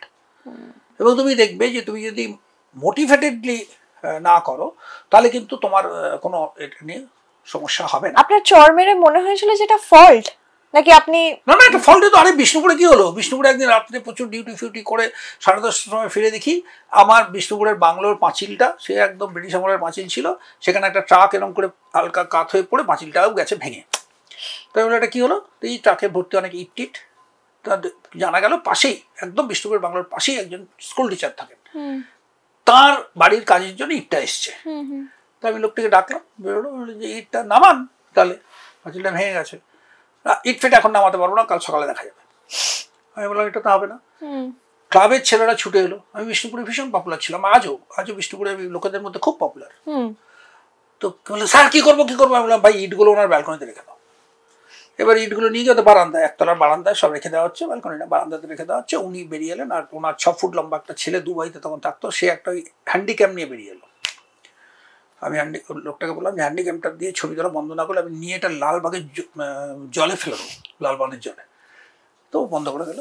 ভদ্রলোক এসে কী সব কথা বলতে গেলেন, আমার এমনিতেই রাগ হয়ে আছে প্রচণ্ড, এক চল মারলাম। ভদ্রলোক রিটায়ার করতে চলেছেন তখন, বোধহয় 59 ইয়ার্স এজ, এরকম 58-59। চশমাটা খুলে পড়ে গেল, ভেঙে গেল চশমার কাজটা। আমি তুলে ভদ্রলোকে দিয়ে দিলাম, দিয়ে ঘরে ঢুকে গেলাম, ইট ফিট সরে গেল। পরদিন সকাল থেকে ভদ্রলোক বেপাত্তা, পুরো ফ্যামিলি নেই। ঠিক আছে, আমি ওসিকে রাত্রি বলেছিলাম এই হয়েছে, ওসি বোধহয় একটা জিডিপিডি করে রেখেছিল আমার কমপ্লেনে যে এই হয়েছে ওই হয়েছে, চর মারাটা লেখা ছিল না। আচ্ছা, কিন্তু আপনি অ্যাকসেপ্ট করেছিলেন যে আপনি মেরেছিলেন। কি হলো এবার তার 5-7 দিন বাদে অ্যাডিশনাল এসপি জানালো তোমার এগেনস্টে হিউম্যান রাইটসে কমপ্লেন হয়েছে, আমি এনকোয়ারি করতে যাচ্ছি। আসুন স্যার, এই ঘটনাটাই। ওমা উনি এলেন, কিন্তু আমার অফিসে এলেন না, উনি এমএলএ ঘরে ঢুকে গেলেন রেসিডেন্সে। স্যার বলে আমি এখান থেকে এনকোয়ারি করবো, তোমার অফিস থেকে এনকোয়ারি করলে ওটা যদি বায়াসড মনে হয় তুমি এখানে এসো। আচ্ছা, গেলাম, এমএলএ বসে আছে। এমএলএ বললো যে না না না, কল্যাণবাবু তো খুব ভালো অফিসার, ভদ্রলোক নিশ্চয়ই কিছু করেছেন। ভদ্রলোক কিন্তু সিপিএমের টিচার্স ইউনিয়নের লোক। তবু এমএলএ বললেন যে না না না, উনি নিশ্চয়ই কিছু বলেছেন, কল্যাণবাবু তো এরকম নন, কল্যাণবাবু তো খুব কালচার সংস্কৃতি সম্পন্ন লোক। অ্যাডিশনাল এসপি শুনলেন, আমার বললেন কী হয়েছিল? চল মেরেছিল? না স্যার মেরেছিল, এই ঘটনা ঘটেছিল। উনি এমন লিখলেন যে হিউম্যান রাইটস এখন আমাকে ডাকলো, আমি গিয়ে দেখি ফুল বেঞ্চ বসেছে। হিউম্যান রাইটসের ফুল বেঞ্চ বসা মানে হিউম্যান রাইটস কগনিজেন্স নিয়ে নিয়েছে যে এই লোকটা দোষ করেছে, এখন শুধু শাস্তি শোনানোর অপেক্ষা। আমি ঢুকলাম, ঢুকে দেখি আপনার মতন 2জন মহিলাও বসে আছেন, তারা এনজিও থেকে। আচ্ছা, তারা সব নোট করবে হিউম্যান রাইটস কী করছে। আর হিউম্যান রাইটসের ওখানে 5 জনের একটা ফুল বেঞ্চ বসে আছে, চেয়ারম্যান নিজে বসে আছে। বললেন কী হয়েছে বলো, বলুন আপনি। সব বললাম টললাম। ওইখানে আরেকজন ভদ্রলোক ছিলেন, তাকে পরে চিনলাম আমি, তিনি হচ্ছেন ভ্যারিয়েবল লেজিসলেটরের হেড। উনি আমাকে শুধু জিজ্ঞেস করলেন যে আপনি কি অ্যাকসেপ্ট করছেন যে আপনি চর মেরেছেন, এটা জেনে যে এটার জন্য কিন্তু আপনার যথেষ্ট শাস্তি হতে পারে। তখন আমি শুধু একটাই কথা বলেছিলাম যে আমি জানি না কি কি শাস্তি হতে পারে স্যার, কিন্তু ঘটনাটা এটা যে আমি মেরেছিলাম এবং আমি এখানটাতে লুকোতে চাইছি না বা মিথ্যে কথা বলতে চাইছি। তখন চেয়ারম্যান বললেন আপনি বাইরে যান, 5 মিনিট ভাবুন, তারপর একটা সাদা কাগজ নিয়ে লিখুন আপনি কি বলেছেন, নিয়ে আবার আসুন। আবার বসে বসে লিখলাম, লিখে সাদা কাগজ দোকানে নিয়ে গেলাম, পুরোটা পড়লেন। পরে বললেন যে আপনি এখনো অ্যাকসেপ্ট করছেন যে আপনি চর মেরেছেন উইদাউট এনি প্রভোকেশন? না, প্রভোকেশন নেই তা তো বলিনি, প্রভোক্ট হয়েছে বলে মেরেছি, কিন্তু উনি মারেন টারেননি আমায়। এমনকি আমি মারার পরে উনি চুপচাপ চলে গেছেন। তারপরে আবার আমাকে বাইরে বসতে হলো, 1/2 ঘন্টা বাদে আবার আমাকে ডাকা হলো। ডেকে তখন চেয়ারম্যান বললো দেখুন আপনার বয়স কম, চাকরি অনেকদিন পড়ে আছে, আমরা আপনাকে শাস্তি দিলাম না, কিন্তু ভবিষ্যতে যদি এরকম ঘটনা ঘটে আপনি কিন্তু দারুণ শাস্তির মুখে পড়বেন, আমরা রেফারেন্স রেখে আপনার এসপিকে নোট পাঠাচ্ছি। বলে ছেড়ে দিলেন। সে মাস্টারমশাইকে আর দেখিনি, তারপরে কোথায় চলে গেল, আমি থাকাকালীন না দেখিনি। আচ্ছা, তো এবার আমরা আসবো একটা থ্রিলিং চ্যাপ্টারে, সেটা হচ্ছে মাওবাদীদের চ্যাপ্টার। তো মাওবাদীদের ঘাঁটিতে আপনাদের অভিযান কবে থেকে শুরু হয়েছিল? প্রথম অভিযান মনে আছে? হ্যাঁ, তখন কৃষ্ণকলি বলে একজন ছিলেন ডিএসপি হেডকোয়ার্টার পুরুলিয়া, এবং এসপি ছিলেন Vineet Goel. Krishnakali was doing a wonderful job, সেটা জানতাম না, তখন জানতাম না। পরে আমি ওর জায়গায় পোস্টেড হলাম, তখন গিয়ে দেখলাম যে she was really a police officer। মানে বলা হয় না যে মহিলা ডিএসপি হ্যান ত্যান, ওনার কাজের ক্ষতিকারটা যদি আপনি দেখতেন তাহলে আপনি চিন্তাই করতে পারতেন না যে এটা কোনো মহিলা করতে পারে। পুলিশ অফিসার হিসেবে আমি ওনাকে ধরলাম, আমার চেয়ে জুনিয়র ছিলেন। তো কৃষ্ণকলি যখন ওখানে ডিএসপি, সেই সময় মাওবাদীরা ওখানকার ওসিকে ট্র্যাপ করলো। ওখানকার ওসি কি করতেন, গাড়িতে প্রচুর লজেন্স ইত্যাদি নিয়ে গ্রামে গ্রামে ঘুরে ঘুরে বাচ্চাদের সঙ্গে সখ্যতা করতেন এবং গ্রামের মধ্যে ওনার সোর্স বাড়াতেন, নীল মাদক ভালো ছিল। তো একদিনকে উনি খবর পেলেন যে রসিকনগর গ্রামে, অ্যাকচুয়ালি রসিকনগরও নয়, দুলুকডিহি গ্রামে, দুলুকডিহিটা রসিকনগর থেকে হাঁটা ডিস্টেন্স, দুলুকডিহি গ্রামে ওরা এসছে এবং ওরা সজনে পাতা টাতা দিয়ে ভাত টাত খেয়েছে, সজনে পাতা ভাজা দিয়ে ওখানে বসে আছে, বিকেলে মিটিং আছে। এটা ওনাকে যিনি বললেন, আমি নামটা ভুলে গেছি, ধরে নিন রামশরণ বলে কেউ, সে এসে ওসিকে খবর দিল। সে ওসি চর যে এরকম ব্যাপার, কিন্তু পুরো মাথানির গল্প, হি ওয়াজ এ ডাবল এজেন্ট। ওকে মাওবাদীরা পাঠিয়েছিল ওসিকে বলতে যে এরকম হয়েছে। তো উনি কি করলেন, উনি একটা 1.5 টন গাড়িতে 11 জন 12 জন ইএফআর নিলেন, সামনে উনি বসলেন ড্রাইভারের পাশে, গাড়ি নিয়ে রওনা দিলেন যে রসিকনগরে নেমে টুকটুক টুকটুক করে দুলুকডিহিতে গিয়ে মাওবাদীদের এনকাউন্টার করবেন। That would have been the first encounter in West Bengal police against মাওবাদী। পেছনের গাড়িতে কৃষ্ণকলি ছিল, মারুতি জিপসি তোর, তার পেছনে আরেকটা গাড়িতে আরেকজন ডিআইবি অফিসার ছিল। এই রাস্তাটার মাঝখানে একটা পাহাড় পড়ে, সেই পাহাড়টার গা দিয়ে বেঁকে বেঁকে উঠতে হয়, উঠে তারপরে আবার যেতে হয়। হঠাৎ কৃষ্ণকলি শুনলো প্রচন্ড জোর হলো একটা আওয়াজ। কৃষ্ণকলি যখন কাছে গেল তখন ও দেখলো যেটা হয়েছে সেটা হচ্ছে যে ওই গাড়িটা একটা ল্যান্ডমাইনের দিয়ে এক্সপ্লোশন করা হয়েছে। এত জোরাল এক্সপ্লোশন, পুরো 1.5 টন গাড়িটা, অত বড় গাড়ি, সেটা মাটি থেকে উঠে আবার নেমেছে এবং প্রত্যেকটা এএফআর এর যে রাইফেল এরকম করে ধরে বসে, তো রাইফেলের নজলগুলো সব ওই ছাদে লেগে লেগে বেঁকে গেছে, আর কারো কারো মাথা মাথা ফেটে গেছে, এইসব হয়েছে। ওসি সো কারেজিয়াস যে ও দরজা খুলে বেরিয়েছে রিভলভার হাতে বাইরে। যখন বেরিয়েছে তখন পাশে যে শাল গাছগুলো ছিল বড় বড়, তার আড়ালে জাগরি বাসকে, গুরুচরণ, এরা সব দাঁড়িয়েছিল। They started firing straight to the OC, এবং ওসি গুলিতে ঝাঁঝে ঝাঁঝে সঙ্গে সঙ্গে মারা গেছেন। কৃষ্ণকলি যখন পৌঁছলো ওই আওয়াজটা শুনে, ততক্ষণে কিন্তু এই লোকগুলো পালিয়ে গেছে। কৃষ্ণকলি দেখলো যে ওসির এই অবস্থা, ব্লিডিং ভীষণ ভাবে। বাকি কনস্টেবলরা তখন বেরোতে পারেনি, বেরোচ্ছে আস্তে আস্তে, ওরা ওভারওয়েলড হয়ে গেছে, কেউ ইনজিওর্ড ইত্যাদি ইএফআর সব। আর পেছন থার্ড গাড়িটা যেটা ছিল, don't ask me in detail, but third গাড়িটা ওখান থেকে পালিয়ে গেল গাড়ি ঘুরিয়ে সব দেখে। কৃষ্ণকলি যেটা করলো সেটা হচ্ছে যে প্রথমেই ওর গাড়িতে ওসিকে তুলে আর ওর সিকিউরিটিকে তুলে পাঠিয়ে দিল যে হসপিটালে নিয়ে যাও, আগে বান্দোয়ান নিয়ে যাও হাসপাতালে। ওই গাড়িটা পরপর 4বার 5বার ধরে বাকিদের যারা ইনজিওর্ড ছিল তাদের সবাইকে নিয়ে চলে গেল।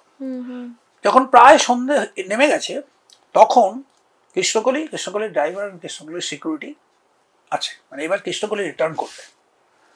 তখন সাডেনলি আবিষ্কার করা হলো যে 1.5 টন গাড়িতে একটা আর্টি সেট আছে, এবার আর্টি সেটটা যদি মাওবাদীরা পেয়ে যায় তাহলে তো ওরা পুলিশের সব কথোপকথন ধরতে পারবে ওখানে। এবং কৃষ্ণকলি ম্যাম যে এই ডিসিশনটা সেই মুহূর্তে নিলেন, মানে এটা কিভাবে সম্ভব হলো, মানে কেন তিনি ওখানে থেকে যাওয়ার চান্সটা নিলেন? আর তো অন্য অপশন নেই, তাহলে ওদেরকে ফেলে দিয়ে ওই থার্ড গাড়িটার মতন পালিয়ে যেতে হয়, পালিয়ে বান্দোয়ান গিয়ে এসপি কে বলে তারপরে প্রচুর ফোর্স দিয়ে তারপরে আসতে হয়। তখন কি ব্যাকআপ আসার জন্য কোনো কিছু ছিল না, মানে ব্যাকআপ আসার জন্য যে বলবেন উনি সেটাও তো আর্টিতে বলতে হবে। আচ্ছা, কারণ তখন তো ওই মোবাইল ফোন ইত্যাদি, এবং কথা বললে মাওবাদীরা সেটা শুনে যাবে, শুনে ফেলবে, মাওবাদীরা শুনে ফেলবে, ওখানে কোনো নেটওয়ার্কও নেই। ব্যাকআপ যখন আসছে ততক্ষণে কৃষ্ণকলি বললেন যে ঠিক আছে চলো, এবারে তো আর্টি সেটটা নিতে হবে।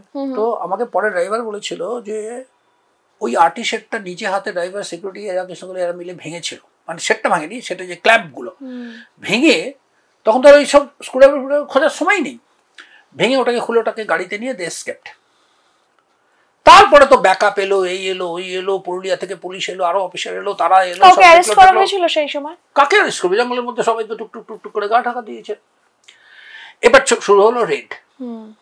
2-3 দিনের মধ্যে, 2-3 দিনে বলবো না, এটা যেদিন হলো সেই দিন রাত্রে আমাকে তদানীন্তন আইজি সাহেব ফোন করলেন, আর ready to go there, charge নিয়ে। আমি তখন এসডিপি বিষ্ণুপুর। তো আমার মনে আছে এখন আমি কি বলেছিলাম, উনিও এখনো বলেন যে তুমি এই উত্তর দিয়েছিলে। আমি বলেছিলাম যে স্যার এই প্রশ্নটার উত্তরে কি না অপশনটা আছে, মানে ক্যান আই সে যে না আমি রাজি নই?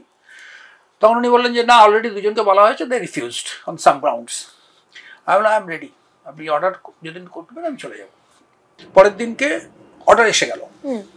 এই ঘটনায় গোটা গভর্নমেন্ট তখন ওভারওয়েলড হয়ে গেছে যে এটা প্রথম পশ্চিমবঙ্গে প্রথম মাওবাদীদের দ্বারা পুলিশ নিধন, এবং তাও একটা ওসি।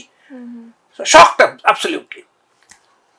তো যাই হোক, তারপরে 5-7 মধ্যে আমি ওখানে গেলাম, ওখানে জয়েন করলাম। ওখানে জয়েন করার পরে রেড শুরু হলো, দিনের পর দিন রেড শুরু হলো, কিছুই পাই না, কাউকেই অ্যারেস্ট করতে পারি না। ভুলভাল 1-2 অ্যারেস্ট হয়তো আমার আগেই করা হয়েছিল, যাই হোক তাদের আবার পরে ছেড়ে উঠেও দেওয়া হয়। তো সাচ কিছু হয় না। তো পরবর্তীকালে পুরুলিয়াতে একটা এনকাউন্টার হয়, খুব ভালো এনকাউন্টার হয়েছিল, সেখান থেকে অ্যারেস্ট ফেস্ট কিছু হয়।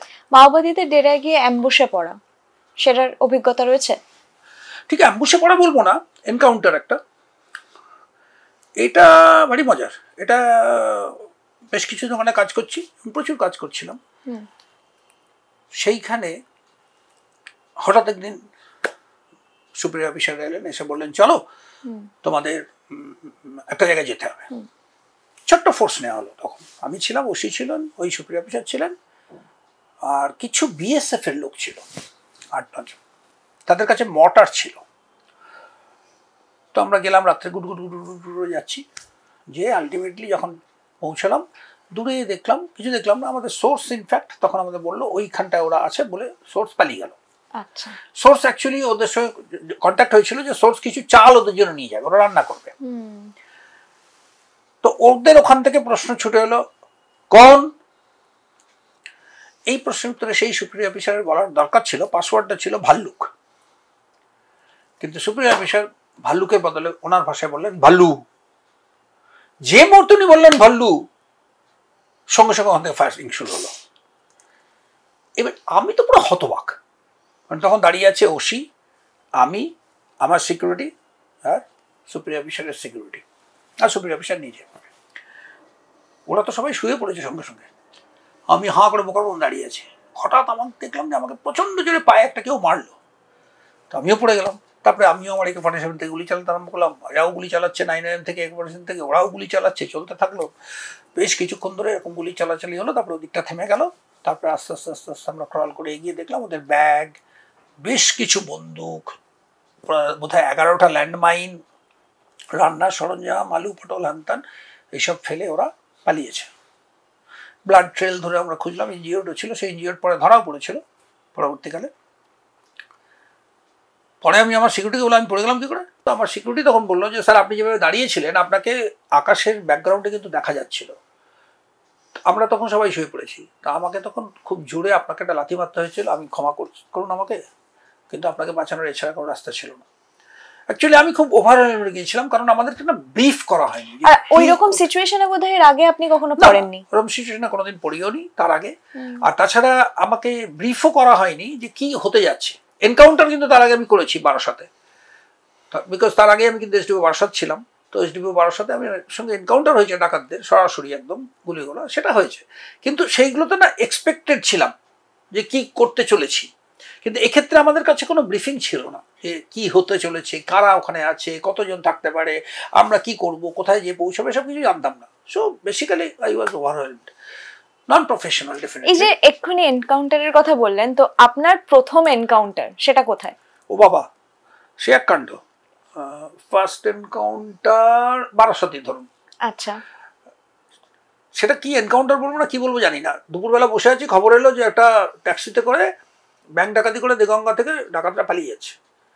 তা আমার ক্যালকুলেশনটা হলো যে ডাকাতরা তো এই বারাসতের চাপাটালি হয়ে যাবে না, কারণ এখান থেকে পুলিশ আছে ধরে নেবো আমরা। তাহলে ওরা কোন রাস্তায় যাবে? তখন একটাই রাস্তা ছিল, খড়িবাড়ির রাস্তাটা। আমি সঙ্গে সঙ্গে ভেতর দিয়ে গিয়ে খড়িবাড়ির রাস্তায় দাঁড়িয়ে গেলাম। আমার সঙ্গে ছিল আমি, আমার সিকিউরিটি গিরি বলে একটা লোক। আচ্ছা, গিরিটাকে আমি বলতাম বাঙালি সোয়ার্জনেগার, মুখটা পুরো পাথরের মতো।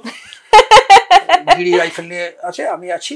গাড়িটাকে রাস্তার মাঝখানে দাঁড় করিয়ে দিয়েছি, রাস্তাটা সরু তখন, খড়িবাড়ির রাস্তা, এরকম রাস্তা ছিল না। দেখলাম যে গাড়িটা আসছে, হু হু করে একটা অ্যাম্বাসেডর গাড়ি আসছে, ওইটাই হবে নিশ্চয়ই। গিরিকে বললাম এই ধরতে হবে। হুমা, গাড়িটা আমাদের বাড়ির কাছে এসে হঠাৎ ডান দিকে জমিতে নেমে বেঁকে আবার রাস্তায় উঠে পালিয়ে গেল। আমি একটা আওয়াজও শুনলাম দুম করে কিছু একটা, যাই হোক। তা গিরিকে বললাম ওটা গাড়িতে ওটা, আমার গাড়ি নিয়ে তাড়া করলাম। কিছু দূর বাদে গিয়ে দেখি যে গাড়িটা রাস্তার ধারে দাঁড়িয়ে আছে। গাড়িটা খুলে দেখি গাড়ির পেছনের সিটে পুল অফ ব্লাড।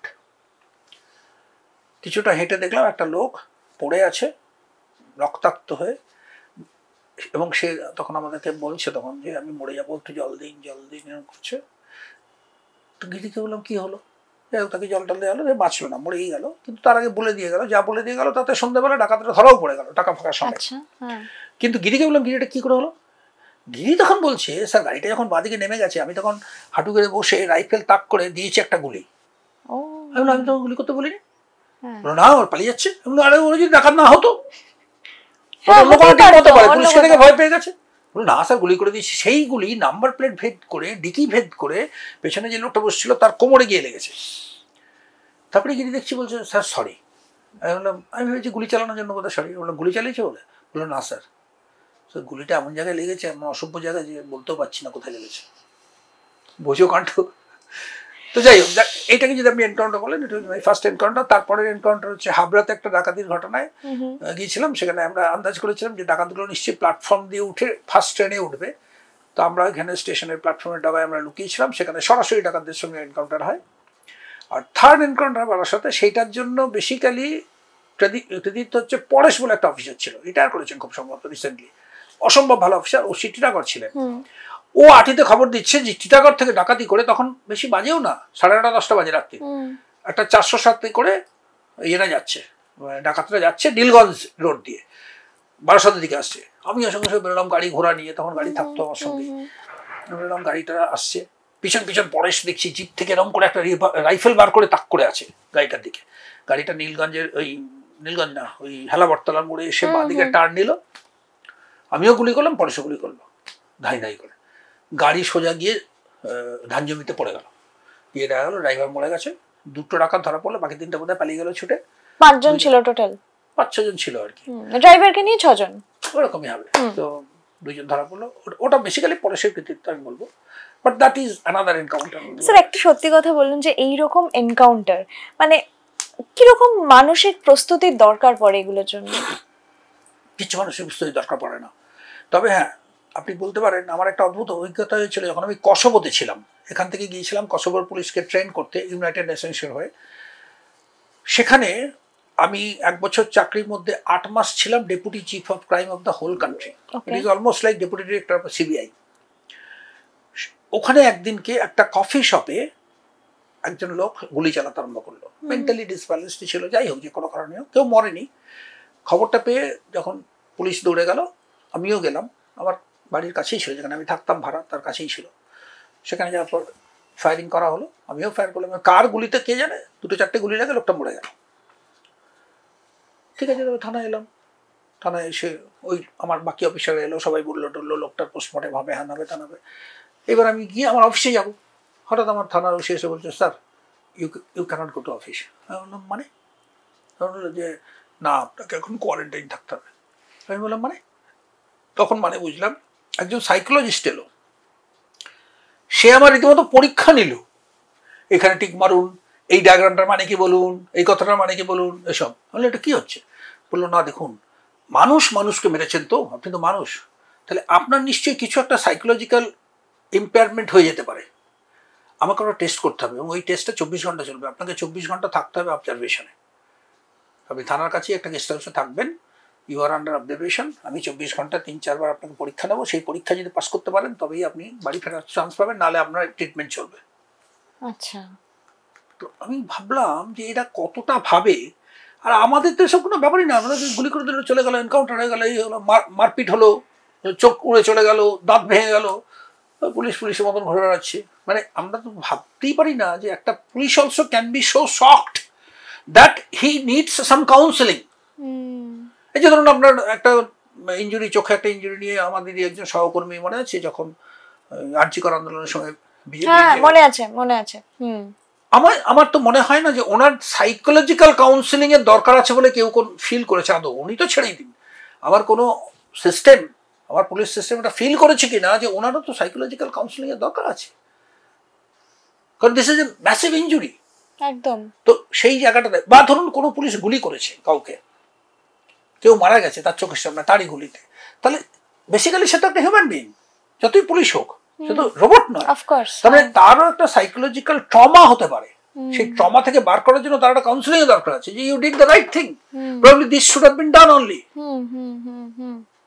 এই চিন্তাধারা বা এই সিস্টেমটাই তো আমাদের পুলিশে আমি কোনোদিন খুঁজে পাই। আপনার কখনো হয়েছিল এরকম ট্রমা? নো, আমার কোনো এনকাউন্টার করে কোনোদিন ট্রমা হয়নি, কিন্তু ওই যে বললাম, যেখানে যেখানে আমি ভুল করেছি, আই ফেল্ট টেরিবলি ব্যাড, সেটা আলাদা কথা।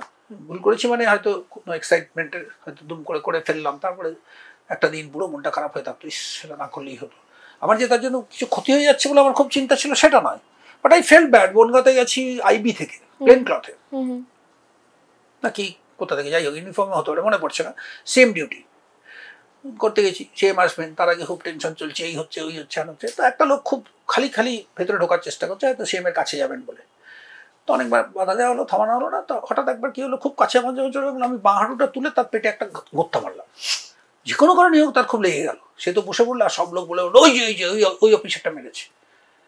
তো যাই হোক, আমাকে ওসি এসে সঙ্গে সঙ্গে আমাকে সরিয়ে দিল, ওসি এসে ব্যাপারটাকে ম্যানেজ করলো, but I felt bad at least for 24 hours or 2 days। কেন মারতে গেলাম লোকটাকে, এরকম কিছু হয়ে যায়নি, হাসপাতালে ভর্তি হয়নি, কিন্তু আমার খালি মনে হতো যে আমার জন্য তো ওসির টিমটা এম্বারাসড হলো, ওসিকে তো ম্যানেজ করতে হলো, ঠিক আছে আমি স্যারকে সরিয়ে নিচ্ছি বা ইত্যাদি।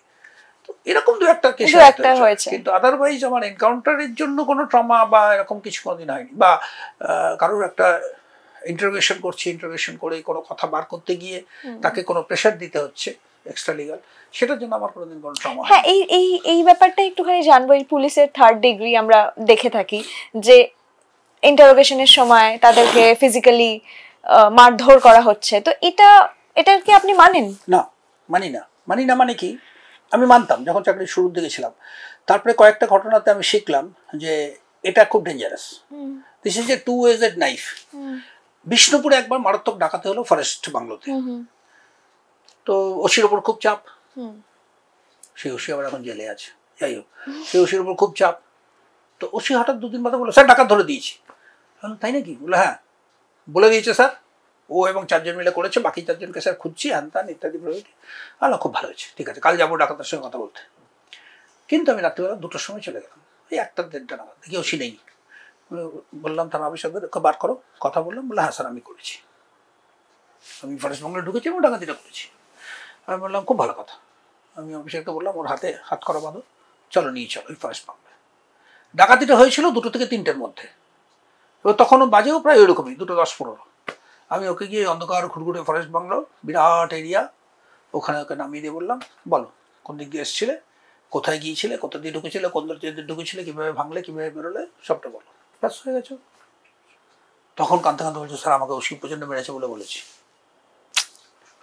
আমি বললাম বেশ, আমি আন্দাজ করেছি কিছু হয়েছে। স্যার এরকম কখনো হয়েছে যে কোনো ক্রিমিনাল আপনাকে অন্য কোনো ক্রিমিনালকে ধরতে সাহায্য করেছে? তারাই তো করে, আপনারা করবেন নাকি? ডাক্তাররা করবে, পুলিশকে তো ওই জন্যই ক্রিমিনালের সঙ্গে যোগাযোগ রাখতে হয়। কত পুলিশ এই জন্য তাদের চাকরি জীবনে ফেসে। এরকম একটা অভিজ্ঞতার কথা যদি মনে থাকে আপনার? স্পেসিফিক্যালি এরকম ভাবে তাহলে বেছে বেছে বলতে হয়, কিন্তু সারা জীবন ধরেই তো আমার সারা চাকরি জীবনেই তো ক্রিমিনালরাই তো ক্রিমিনালদের খবর দেয়। এই ধরুন কলকাতা পুলিশের যে ডিডি, এরা এত সাকসেসফুল কেন? কারণ এদের প্রচুর সোর্স তো ক্রিমিনাল। আমি আপনাকে একটা উদাহরণ দিচ্ছি। আমি যখন পুলিশের সোর্স কি শুধু ক্রিমিনালি না, আরো অনেকে। আমি তো এখন যদি সাইন্টিফিক্যালি ডিভাইড করতে পারেন, আমি বলবো একটা সোর্স হচ্ছে আমাদের ইনফরমেশন সিস্টেম। সেটা মোবাইল হতে পারে, সিসিটিভি হতে পারে, হোটেলের সিসিটিভি হতে পারে, এখন অনেক অত্যাধুনিক জিনিস আছে, সেইটা একটা পার্ট। আরেকটা পার্ট হচ্ছে দ্য লিভিং বিংস। এবার লিভিং বিংস এর মধ্যে পান দোকানি হতে পারে। আপনি তাকে গিয়ে ছবিটা দেখালেন কিভাবে আমেরিকান সেন্টারে ধরা পড়েছিল। এই দুধলার ছদ্মবেশে যে লোকটা এসেছিল, সেই লোকটাকে দেখে তো আইডেন্টিফাই করেছিল ওখানকারই একটা লোক, যে হ্যাঁ এই লোকটাকে কিন্তু অ্যাকচুয়ালি একটা দুধলা আইডেন্টিফাই করেছিল, হ্যাঁ এই লোকটা কিন্তু এখানে এসেছিল, দেখা গিয়েছিল। সুতরাং সাধারণ মানুষ হতে পারে, তাদেরকে যদি আমরা ঠিক মতন ইন্টারগ্রেট করি, আমরা যদি বলি যে আচ্ছা এরকম কি দেখেছেন, এরকম কি দেখেছেন, ইত্যাদি করে একটা ইনফরমেশন পাওয়া যেতে পারে। আর সলিড সোর্স হতে পারে যারা ক্রাইমের সঙ্গে কিছুটা হলেও যুক্ত আছেন। এবং এরকমও হয়, আমাদের চাকরি জীবনে দেখেছি, লোক এসে বলে স্যার একটা বড় ক্রাইমের খবর দেবো, আমাকে একটু সোর্স মানি কিছু দেবেন তো। দে কাম টু আস, কারণ সে দেখছে কোথাও একটা ক্রাইম হচ্ছে, তো সে সেটা বলার পরে যদি তার কিছুটা সে সোর্স মানি পায়, সেটা তার ইনকাম। আচ্ছা, সেটা তো হয়। একদম। স্যার একটু আগে আমরা যে কথা বলছিলাম মাওবাদীদের নিয়ে, তো এখানে আমার একটা জিনিস আপনার সাথে শেয়ার করা আছে এবং আপনার থেকে জানারও রয়েছে যে আমি কিছুদিন আগে উড়িষ্যার বারবিলে গেছিলাম এবং সেখানে আমি যখন সারেন্ডার ফরেস্টে ঢুকছিলাম তখন দেখছিলাম যে প্রথমেই তো আমাদের আধার কার্ড চেক করা হলো। আমি ফ্যামিলি নিয়ে গিয়েছিলাম, তো আধার কার্ড চেক করা হলো এবং 1 মিনিট অন্তর অন্তর আমি প্রচুর সিআরপিএফ কে দেখেছি। তো আমার যে প্রশ্নটা সেটা হচ্ছে যে ওটা একটা মাইন্স এরিয়া, ওখানে লৌহ আকরিক তুলে নেওয়া হচ্ছে, ডিনামাইট দিয়ে নদীর গতিপথ বদলে দেওয়া হচ্ছে, তো ওখানকার যে মানুষজন তারাই মাওবাদী হচ্ছে। তো সেই সিআরপিএফদের সাথে মাওবাদীদের তো কোনো আলাদা করে শত্রুতা নেই। তো আপনি অ্যাজ আ মানুষ, অ্যাজ আ মানে আমি কি বলবো, একজন পুলিশ অফিসার না, একজন মানুষ হিসাবে এই বিষয়টাকে কিভাবে দেখেন? দেখুন, মাওবাদী যে জায়গাটা, সেটাকে কিন্তু শুধু ক্রিমিনাল বা ক্রাইম অ্যাক্টিভিটি বলা যাবে না। ক্রিমিনালদের সঙ্গে মাওবাদীদের তফাৎটা একটা জায়গাতে আছে, সেটা হচ্ছে যে কোথাও একটা আইডিয়াল বা আইডিওলজি কাজ করছে মাওবাদীদের মধ্যে। আইডিওলজিটা ভুল বা ঠিক সেটা প্রশ্নটা আলাদা, কিন্তু ওনারা কিন্তু ব্যক্তি স্বার্থে করছেন না। যেখানে ক্রিমিনাল কিন্তু কোনো ইডিওলজির ধার ধারে না, তার একটা ব্যক্তিগত স্বার্থ থাকে, তার বা তারা সেই অনুযায়ী করে। So that is a basic difference.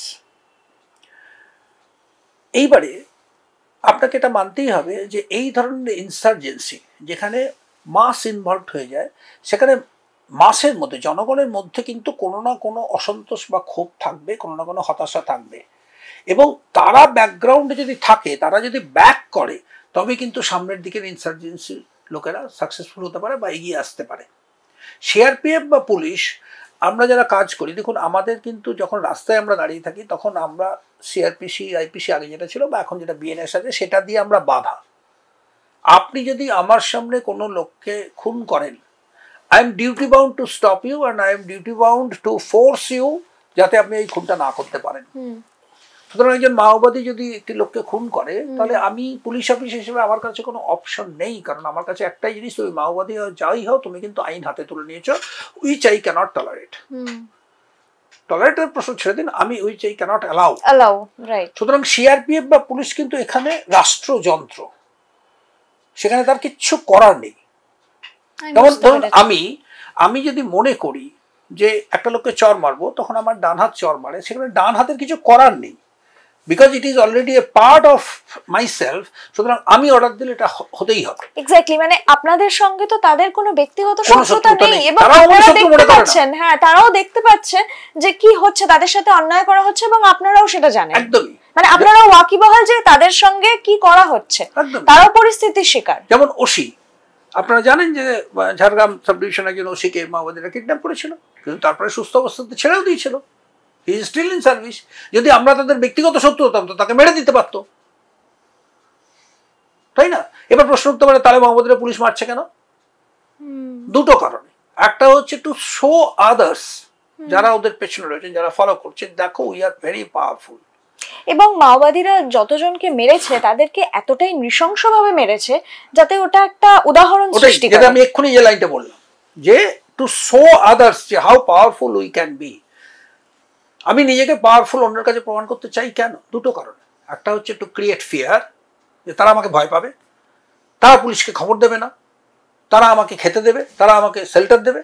আরেকটা হচ্ছে টু গেট রেসপেক্ট, যে এরা বোধহয় আমার সেভিয়ার হতে পারে। তো আমার চাকরি জীবনে আমি দেখেছি যে মাওবাদীরা যখনই যা করতে চলেছে বেসিক্যালি তার পিছনে যদি কোনো উদ্দেশ্য খুঁজে পেতে হয়, উদ্দেশ্য এটাই যে আমরা মাওবাদীরা কিন্তু তোমাদের শেল্টার দিতে পারি গ্রামবাসীদের, আমরা মাওবাদীরাই তোমাদের সেভ করতে পারি, আমরাই তোমাদের যেটা অধিকার সেই অধিকার অর্জনের পথে তোমাদেরকে হেল্প করতে পারি। আপনার কি মনে হয়েছে যে তারা এই চরম পন্থাটা বেছে নেওয়া মানে বেছে নিল কেন? দেখুন, যে যে জায়গাগুলোতে মাওবাদী উত্থান হয়েছে সেই সমস্ত জায়গায় কিন্তু অন্তত আমি যেখানে চাকরি করেছি আমি দেখেছি সত্যি করেই তখন কিন্তু উন্নতি হয়নি। উল্টো দিকে যখন উন্নতি হয়েছে তখন কিন্তু মাওবাদী প্রভাব কমে এসছে। আচ্ছা, যদি কেউ মনে করেন যে কেবলমাত্র কিষাণজির মৃত্যুর জন্য মাওবাদী শেষ হয়ে গেল পশ্চিমবাংলায়, তাহলে সেটা খুব সিম্পলিস্টিক একটা ধারণা হয়ে যাবে, খুব একটা সাধারণ একটা ভাবনা চিন্তা হয়ে যাবে। কারণ একটা সংগঠন যদি সাংগঠনিকভাবে শক্তিশালী হয়, বিশেষ করে সেটা যদি এরকম বামপন্থী অতি বামপন্থী সংগঠন হয়, তাদের একটা লোক মরে গেলেই কিন্তু সংগঠন তার পরের দিন থেকে উবে যেতে পারে না। ঠিকই। সুতরাং নিশ্চয়ই মাওবাদী এলাকা বলে যে এলাকা পরিচিত ছিল পশ্চিমবাংলায়, তা সেখানে ডেফিনেটলি উন্নতি হয়েছে, সেখানকার মানুষের জনজীবনের উন্নতি হয়েছে, সেখানকার রাস্তাঘাট থেকে আরম্ভ করে সেখানকার অর্থনীতি থেকে আরম্ভ করে কিছু না কিছু উন্নতি নিশ্চয়ই হয়েছে। এবং হয়েছে বলেই মানুষ কিন্তু এখন তাদের দিক থেকে মুখ ফিরিয়ে চাকরির দিকে যাওয়ার চেষ্টা করছে, পড়াশোনার দিকে যাওয়ার চেষ্টা করছে, এবং যেটা অনেক আগে হওয়ার উচিত ছিল, তাহলে হয়তো এতটা হতো না। হতোই না। প্রশ্ন তো উঠতেই পারে যে বর্ধমানের ছেলে মেয়েরা আমরা যারা, তারা কি তাদের মধ্যে কি বামপন্থী মানুষ ছিলাম না? তাদের মধ্যে কি অতি বামপন্থী মানুষ ছিল না? তারা তো মাওবাদী হয়ে যায়নি সবাই? ঠিক। দিনের পর দিন তারা এলাকার পর এলাকা দখল করে তো নেয়নি। তাহলে ওখানে কেন নিয়েছে? হ্যাঁ ঠিক আছে, আমি মেনে নিচ্ছি যে ওখানে জঙ্গলটা ওদের হেল্প করেছে। আমি এটাও মেনে নিচ্ছি যে ওখানকার রাস্তাঘাট কাঁচা ছিল বলে সেটা ওদের হেল্প করেছে, মাইন বসাতে পারতো খুব সহজে। কিন্তু মানুষজনও তো ওদের প্রতি দুর্বল ছিল, সেই দুর্বলতাটাকে অস্বীকার করাটা কিন্তু বোকামো হবে।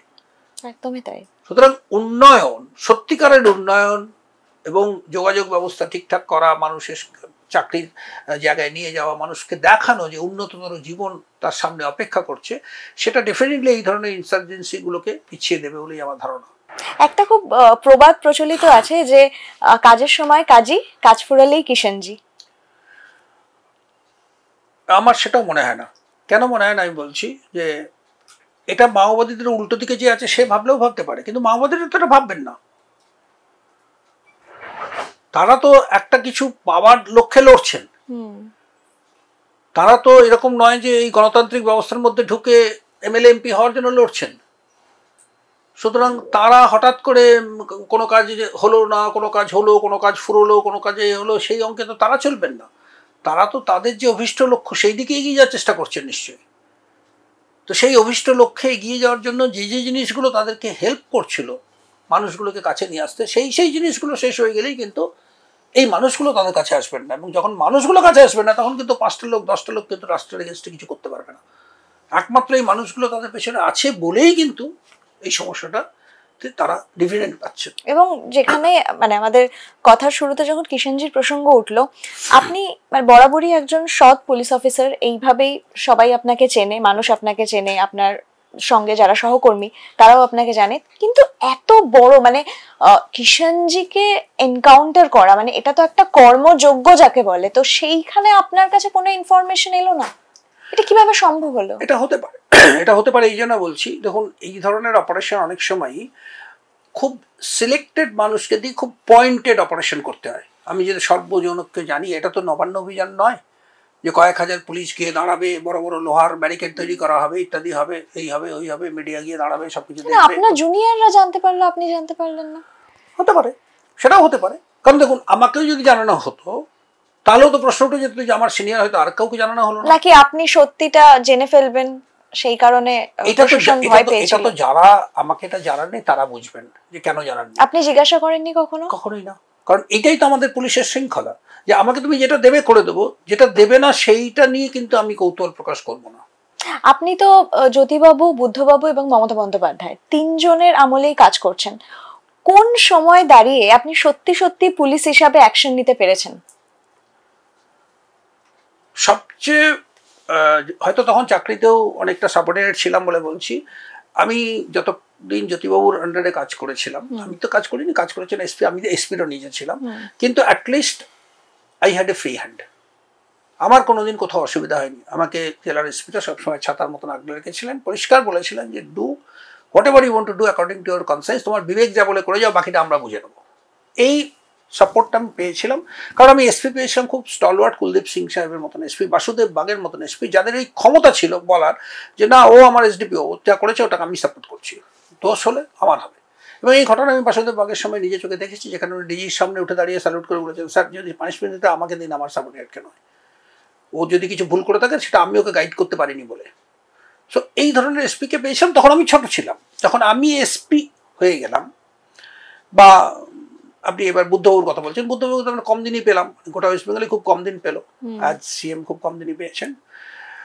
বুদ্ধবাবু যখন করেছেন তখন আমি সিঙ্গুর আন্দোলন দেখছি। আমার সঙ্গে সরাসরি বুদ্ধবাবুর কোনোদিনই যোগাযোগ হওয়ার কথা নয়, হয় উনি আমার সঙ্গে এসপি যোগাযোগ থাকতো মূলত, ডিজি হয়তো দু একবার কথা বলতেন। কিন্তু ওই সময়েও আমি দেখেছি যে অ্যাটলিস্ট আমি ফিল করেছি যে সিএম টু এসপি দেয়ার ওয়াজ এ কমপ্লিট ট্রান্সপারেন্সি। আচ্ছা, অর্থাৎ এসপি যদি কিছু বলতেন, সিএম কিন্তু সেই অনুযায়ী নিজের মত ঠিক করে নিতেন। যদি এসপি এমন কিছু বলতেন যেটা হয়তো সিএম অন্যভাবে ভাবছেন, উনি এতটাই ফ্লেক্সিবল ছিলেন। Yes, very much, at least sure, আমি শিওর সম্বন্ধে বলছি। সেখানে এসপির ফিডব্যাক ওয়াজ ভেরি ইম্পর্টেন্ট এবং SP was taken with full importance. তো এইটুকু আমরা বুদ্ধবাবুর ক্ষেত্রে পেলাম। এখন যিনি সিএম আছেন, এই সিএমকে না আমার বুদ্ধবাবু বা জ্যোতিবাবুর চেয়ে অনেক বেশি ঘরের লোক মনে হয়। আচ্ছা, অনেক কাছে। আচ্ছা। এবং সেখানে একটা অদ্ভুত প্রবাদের কথা আপনাকে বলবো, the mountain is blue from a distance. যখন আপনি কাছে চলে যাবেন তখন এবড়ো খেবড়ো পাথর, গাছপালা, মরা শুকনো পাতা, ডাল এসব দেখতে পাবেন। সো বিকজ সি ইজ আমার ঘরের যে মানুষ, তার মতন এত কাছের লোক। আমি তাকে এরম দেখেছি মালদাতে, তিনি চলে যাচ্ছেন আমার জেলা থেকে মিটিং করে পরের জেলাতে যাবেন, আমি কনভয়ের পেছনে যাচ্ছি, হঠাৎ কনভয় দাঁড়িয়ে গেল, আমি দৌড়ে গেলাম, কি হয়েছে ভাই? দেখি সিএম গাড়ি থেকে বেরিয়ে দাঁড়িয়ে আছেন। আমারই বাংলো থেকে সিএমকে ওনারই নির্দেশে, ওনার নয় মুকুলবাবুর নির্দেশে, দুটো বড় হট প্যানে করে কিছু তেলে ভাজা দেওয়া হয়েছিল যেতে যেতে খাওয়ার জন্য। তো উনি একটা হট প্যান আমার হাতে তুলে দিয়ে বললেন যে পিছনের ভলভোতে আমার অফিসাররা রয়েছেন, ওদের দিয়ে দিন, ওরা খাবে। So that is CM, that is the difference between. কিন্তু আগের দুজনের নাম বললেন, তাদের দুজনের কাছ থেকে এটা কোনোদিন আমরা এক্সপেক্ট করিনি, আমি অন্তত কোনোদিন দেখিনি এরকম কিছু। আচ্ছা, আমি এই সিএমকে দেখেছি রাত্রি 10টার সময় আমাকে এসপি হিসেবে ডেকে বললেন মালদাতে গেটের ওই দূরে গেটের ওখানে দুজন ভদ্রমহিলা কে দাঁড়িয়ে আছে, আমাদের লেডি কনস্টেবল ম্যাম। বললো কেন? অনেক লেডিও তো আসছেন পিটিশন নিয়ে আপনার কাছে, তো ওগুলো কালেক্ট করতে গেলে তো জেন্টস পুলিশ অফিসার থাকা ঠিক হবে না।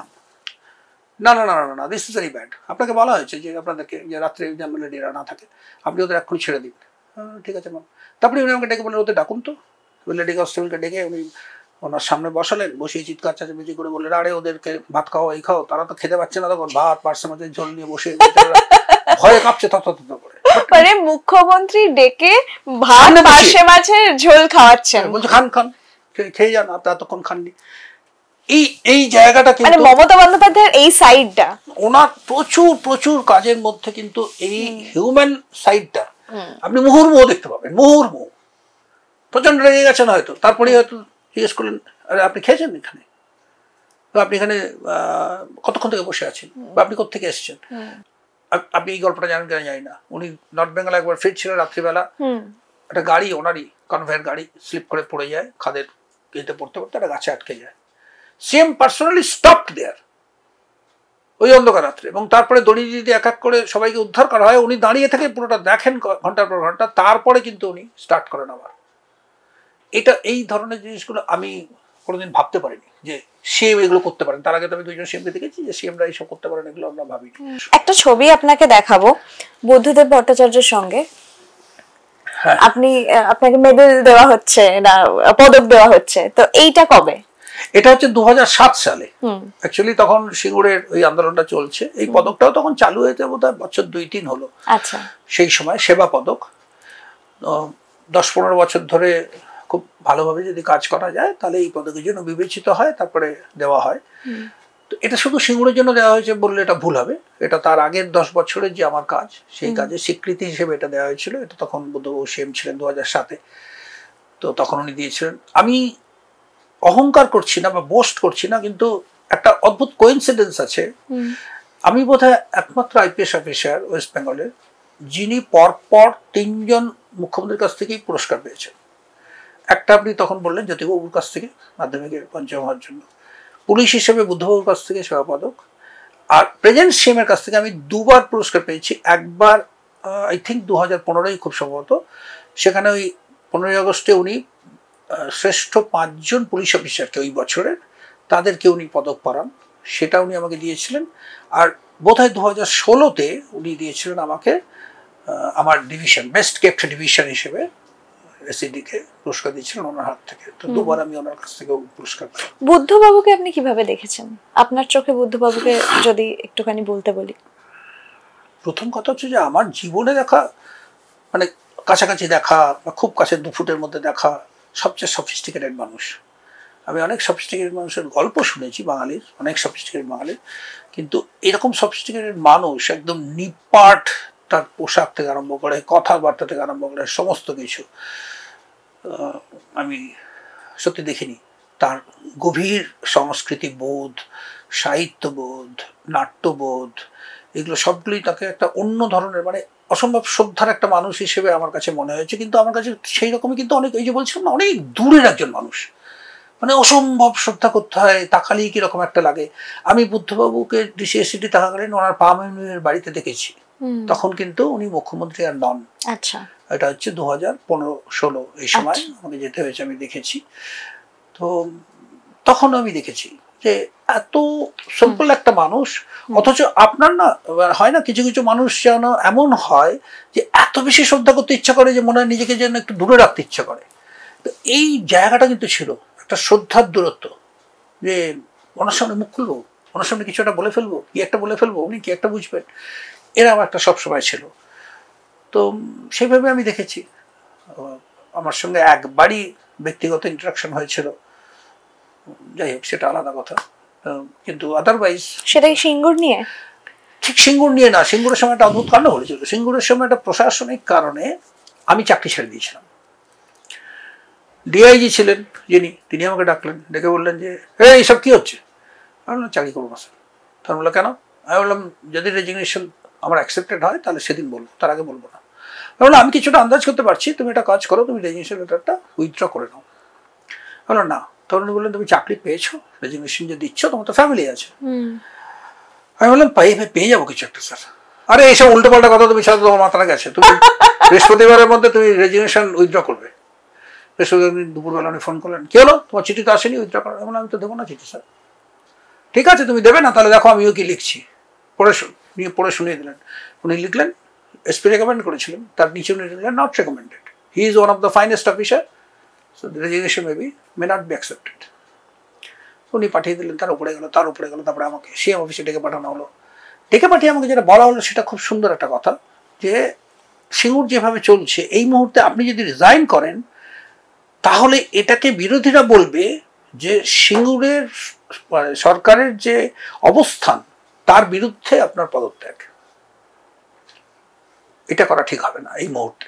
আপনি চাকরি না করতে চাইলে 6 মাস বাড়ি চলে যান চাকরিতে, কিন্তু এখন করলে কিন্তু এটাকে এইভাবে ব্যাখ্যা করা হবে। এটা আমার মাথাতেও আসেনি সত্যি কথা। I remain silent. এর কারণটা কি ছিল স্যার? কারণটা খুব সিম্পল একটা কারণ ছিল। আমি আসলে বরাবরই খুব সেন্টিমেন্টাল।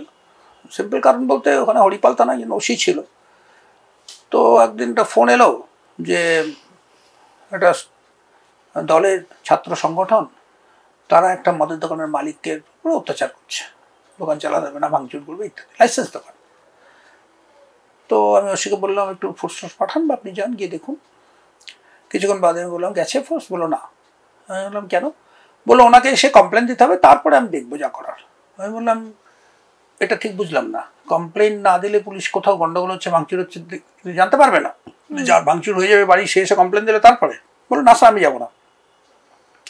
সেই ওসি ছিল বিরাট বড় অফিসার, ইন দ্য সেন্স তিনি আবার এক রাজনৈতিক দলের জেলা নেতৃত্বের ছত্রছায়ায় ছিলেন। আচ্ছা,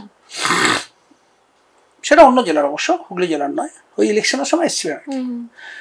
আমি অ্যাডিশনাল এসপিকে বললাম, অ্যাডিশনাল এসপি খুব ভালো ছিলেন। অ্যাডিশনাল এসপি বললেন যে আরে না না না না, এটা কোনো কথা হলো, দেখছি আমি জানাচ্ছি তোমায়। উনি একটু পরে বললেন ও ঠিক আছে, দেখে নিচ্ছে, তুমি চিন্তা করো না। আমি বললাম না না, আমার তো চিন্তা স্যার বাড়লো। উনি বললেন মানে? আমি বললাম ও আপনার কথাটা শুনলো মানে আপনি যা বলেছেন আমিও তো তাই বলেছিলাম, তাহলে ও আমার লিগ্যাল অর্ডার শুনবে না, অর্ডারটা নিশ্চয়ই ইলিগ্যাল নয়, আপনারটা শুনছে মানে, তাহলে আমি ওকে চালাবো কি করে স্যার? তাহলে কি আপনি এবার থেকে চালাবেন ওকে? তখন বলছে আরে না না না না, তুমি একটা কাজ করো, তুমি এসপিকে বলো। তো আমি এসপিকে বললাম, এসপি বললো আপনি কালকেই রিপোর্ট দিন ওর এগেনস্টে। পরদিন সকাল 9টার সময় বললে দুটো রিপোর্ট দিন, একটা হচ্ছে ও আপনার কথা শোনেনি, 2 নম্বর হচ্ছে ও ওখানে যায়নি, দুটো আলাদা রিপোর্ট দেবেন কিন্তু। বেশ, তখন ওই কম্পিউটারটা অত ছিল না, ছিল একটা অফিসে একটা, যাই হোক আমি হাতে লিখে 2খানা রিপোর্ট করে লিখে পাঠিয়ে দিয়ে আমি সিঙ্গুর চলে গেলাম। এসপি অফিস থেকে আমাকে বলা হলো যে রিপোর্ট দুটো প্লেসড হয়েছে এসপির কাছে, কিন্তু এসপি কিন্তু বলেছেন ওগুলো আপাতত রাখো, পরে দেখা যাবে। ভালো, আমিও সেরকম। তার কিছুদিনের মধ্যে হরিপালে একটা ডেপুটেশন হলো বড়, আমাকে যেতে হবে অ্যাজ এসডিপিও। আমি গেলাম, গিয়ে আমি থানার বাইরে চুপটি করে বসে রইলাম, আমার গাড়িতেই ডেপুটেশন এলো, নিলাম টিলাম চলে এলাম। তো এসপি সন্ধ্যাবেলা ফোন করে বললেন থানাটা কি ওসির বাবার নাকি যে আপনি ঢোকেননি? আপনি কেন ঢোকেননি? আমি বললাম আমি ঢুকিনি একটাই কারণে স্যার, কারণ আমি আপনাকে ওসি রেজিস্ট্রি রিপোর্ট দিয়েছি, আপনি কোনো ব্যবস্থা এখনো পর্যন্ত নেননি, কবে নেবেন আমি জানি না। এবার ওসি যদি সেটা আমাকে থানার মধ্যে বলে কি করলেন আপনি মশাই, তা আমি কি করবো? ওর সঙ্গে মারামারি করবো থানাতে? কনস্টেবলদের সামনে তো একটা আনপ্লেজেন্ট সিচুয়েশন তৈরি হবে। এক্স্যাক্টলি, আপনি তো জিনিসটা শেষ করেননি, হয় আমি ভুল নয় ও ভুল, কিছু একটা বলে তো শেষ করতে হতো আপনাকে। হ্যাঁ, আরে আপনি এসব কি করেন, আপনি খুব সেন্টিমেন্টাল হয়ে যাচ্ছেন, হ্যাঁ তা এইসব বলে ছেড়ে দেবেন। কিন্তু তার কিছু করার ছিল না, কারণ সিঙ্গুর আমি তখন ট্যাকেল করছিলাম, আমি খুব সাকসেসফুলি ট্যাকেল করছিলাম। সিঙ্গুরের ল অ্যান্ড অর্ডার আমার মনে হয় পশ্চিমবঙ্গের পুলিশের ইতিহাসে একটা জায়গা করে রাখবে, কারণ সিঙ্গুরে এত 1.5 বছরের ল অ্যান্ড অর্ডারে একজন গ্রামবাসী ইনজিওর্ড নেই, এক রাউন্ড গুলি চলেনি, অফিসিয়াল বলুন আনঅফিসিয়াল বলুন, কারণ গুলি আর্মস কারো কাছে রাখাই হতো না। 2জন কনস্টেবল রাইফেলে থাকতো, সেই 2জন সবসময় এসডিপিও। এটা কোনো সচেতন সিদ্ধান্ত, একদম সচেতন সিদ্ধান্ত। এরকম হয়েছে যে আমার চেয়ে যারা সুপ্রিয় অফিসার আমার উপরে, তারা যখন আমার ওখানে ডিউটি করতে গেছেন, তাদের লেখা হতো রিপোর্ট টু এসডিপিও সিঙ্গুর, সে হয়তো এডিশনাল এসপি বা সে হয়তো সিও র্যাঙ্কের, এসপি র্যাঙ্কের অফিসার, এবং তারা গিয়ে আমাকে বলছেন যে ল অ্যান্ড অর্ডারে আমাকে আর্মস দেওয়া হবে না, এই অধিকার তোমাকে কে দিয়েছে? সত্যি তো, পিআরবি তো বলছে যে সুপ্রিয় অফিসার কাছে আর্মস থাকবে, কিন্তু আমরা আর্মস রাখতে দিতাম না। এমনকি তাদের সিকিউরিটির কাছে আর্মস থাকলে সিকিউরিটিকে বসিয়ে রাখা হতো টেন্টে, তাদেরকে আমাদের কনস্টেবল সিকিউরিটি দেওয়া হতো, কোনো আর্মস কাউকে দেওয়াই হতো না যদি গুলি চালাতে হয়। সেই নিয়ে অনেক তর্কাতর্কি হয়েছে, অনেক কিছু হয়েছে, কিন্তু ইট ওয়াজ ব্ল্যাঙ্কেট ডিসিশন যে ওখানে আর্মস শুধু দুটোই আর্মস থাকবে, সেটা শুধু এসডিপিও চন্দননগরের সঙ্গে, সেটাও SDPO Chandannagar will not use. সিঙ্গুরে সেই জন্য এক রাউন্ডও গুলি চলেনি, অফিসিয়াল আনঅফিসিয়াল ছেড়ে দিন। 2500-এর বেশি রাউন্ড গ্যাস চলেছে, আমরা টিয়ার গ্যাসের উপর নির্ভর করতাম, আমরা লাঠি চার্জ করার কোনো প্রশ্নই ওঠে না, এই জন্য যে তারা এত দূরে দাঁড়িয়ে থাকতো যে আমরা লাঠি দিয়ে কী করবো। গ্যাস চলেছে, ওরা পাথর ছুঁড়েছে, আমরা গ্যাস ছুঁড়েছি, কিন্তু কোনো এ নেই এবং কোনো ইনজুরি নেই। বোধহয় টু বি ভেরি ট্রুথফুল, একজন গ্রামবাসীর বোধহয় ওই গ্যাসের সেল গরম, ওটা পায়ে লেগে কোনো একটা বার্ন মার্ক থাকলেও থাকতে পারে তার পায়ে, আদারওয়াইজ কোনো ইনজুরি নেই কোথাও। এবং এই জায়গা থেকে আমি আপনাকে নেক্সট ছবিটা দেখাবো, যে ন্যানো রাজ্যে নেই, আনন্দবাজার হেডলাইন করলো তখন 2008 সাল, সিঙ্গুর থেকে ন্যানোর চলে যাওয়া, টাটার চলে যাওয়া, এটা কতটা প্রভাব ফেলেছিল আপনার ক্ষেত্রে? আমি সেই প্রশ্নটাই। দেখুন, যেদিনকে এই ঘটনাটা ঘটলো আমার যতদূর মনে পড়ছে, এই ঘটনা প্রথম খবর দেখালো মিডিয়া রাত্রিবেলা 8টা নাগাদ বোধ হয়। ব্যক্তিগতভাবে আপনাকে আঘাত করেছিল বিষয়টা? বলছি, আমি তখন আমার গাড়িটা আমি নিয়ে চালাতাম, মারুতি জিপসি, আমার ড্রাইভারের বউয়ের খুব শরীর খারাপ ছিল, আমি গাড়িটা চালিয়ে চন্দননগরের জুট মিলের বাংলায় আমি থাকতাম, সেখানে যখন ঢুকছি সিঁড়ি দিয়ে উঠতে উঠতে শুনছি টিভিতে এটা চলছে। আমি আর বাড়ি পর্যন্ত না গিয়ে ফোন করে ওয়াইফকে বললাম আমি বেরোচ্ছি, বলে আমি এসে গাড়িটা নিয়ে আবার সিঙ্গুর গেলাম। আমি যখন সিঙ্গুরে ঢুকলাম তখন দেখলাম প্রজেক্টের কাছে রাস্তার মধ্যে 2-1 জায়গায় টায়ার জ্বলছে, সিপিএমের লোকেরা টায়ার জ্বালাচ্ছে কয়েকজন জড়ো হয়ে। আমি ওদেরকে পাশ কাটিয়ে গিয়ে আমার টেন্টটাতে গেলাম, ওটা দুর্গাপুর এক্সপ্রেসের পাশেই ছিল। সেখানে গিয়ে দেখলাম 20-22 জন অফিসার বসে আছেন, তার মধ্যে ইন্সপেক্টর র্যাঙ্ক, ডিএসপি র্যাঙ্কের 1-2 জন, ইন্সপেক্টর র্যাঙ্কের 4-5 জন, আর বাকিরা না। বিলিভ মি, অন্তত পক্ষে তার মধ্যে সবাই খুব চুপচাপ, তার মধ্যে 7-8 জনের literally tears were rolling down their eyes, চোখ চিকচিকো নয়, কাঁদছিল তারা। আমি ঢুকতেই শুধু একটাই কথা বললো যে স্যার হলো না তাহলে, we lost many things, we lost lives of 2 police officers. ঠিক আছে, তারা গ্রামবাসীরা কেউ মেরে দেয়নি, কিন্তু তারা ডিউটি করতে করতে কারো স্ট্রোক হয়েছে, একজনের অ্যাক্সিডেন্ট হয়েছে, নিয়ে মারা গেছেন। প্রচুর মহিলা কনস্টেবল দিনের পর দিন তাদের সংসারকে কমপ্লিটলি নেগলেক্ট করে ডিউটি করেছেন। ছেলেরা এরকমভাবে ক্যাম্প করেছেন যেখানে পায়ের তলা দিয়ে জল চলে যাচ্ছে, হেলে সাপ ঘুরে বেড়াচ্ছে, সেখানে দাঁড়িয়ে দাঁড়িয়ে ডিউটি করেছেন। এরকম ডিউটি করেছেন, আমাদের ছবিও আছে, খুঁজলে পাওয়া যাবে, যে পাঁচিলের উপরে দাঁড়িয়ে আছেন সবাই গামছা পরে, ইউনিফর্মের জামাটা পরে আর গামছা পরে। কি ব্যাপার, কি হয়েছে ভাই? আমি যখন গেলাম দেখতে, বললো স্যার আসবেন না পাঁচিলের কাছে। কেন? পাঁচিলের তলায় লাখ লাখ শুঁয়োপোকা ঘুরে বেড়াচ্ছে, যেগুলো কিছুদিন বাদে হলুদ প্রজাপতি আবার উড়ে গেল সবাই। তো this things were there for police. দিনের পর দিন সিঙ্গুরে তারা সহ্য করেছে। একদম ফাঁকা মাটি থেকে তার জাল দিয়ে ঘেরা হলো, খুঁটি পোতা হলো, তারপরে তার জাল দিয়ে ঘেরা হলো, তারপরে পাঁচিল তৈরি হলো, তারপরে ফ্যাক্টরি তৈরি হলো, ফ্যাক্টরিতে গাড়ি তৈরি হতে শুরু করে দিল, গাড়ি কনভেয়ার বেল্টে করে করে বেরোতে থাকলো ফ্যাক্টরি থেকে আরেকটা জায়গায়, গোডাউনে, ওই পাঁচিলের ভেতরে। এত দূর পর্যন্ত দেখার পরে রাত্রেবেলা ঘোষণা হলো যে হবে না। তাৎক্ষণিক কারণটা কি? সিপাহী বিদ্রোহে যেমন বলা হয় না যে কি একটা চর্বি মেশানো কার্তুজ ফার্তুজ হিসেবে একটা গল্প আছে, এখানেও তাৎক্ষণিক কারণটা হচ্ছে প্রচণ্ড বৃষ্টির মধ্যে টাটার যখন গাড়ি গেট দিয়ে বেরোচ্ছিল, তখন কিছু গ্রামবাসী তারা ওই গাড়িটাতে, ইঞ্জিনিয়াররা ছিল, তারা গাড়িটাকে কিছুক্ষণের জন্য আটকায়, মিনিট 5, 7, 10 আটকে থাকে, তারপরে পুলিশ যায়, গাড়িটাকে পাশ করিয়ে দেয়।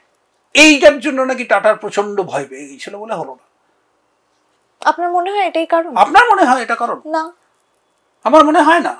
কিন্তু আমি পরবর্তীকালে বুঝেছিলাম, বা তখন আমার মনে হয়েছিল যে একটা সময় এসেছিল যখন সিঙ্গুর না হওয়াটা 3 জনকেই, বিরোধী বলুন, সরকার বলুন এবং টাটা বলুন, 3 জনের কাছেই লাভজনক ছিল।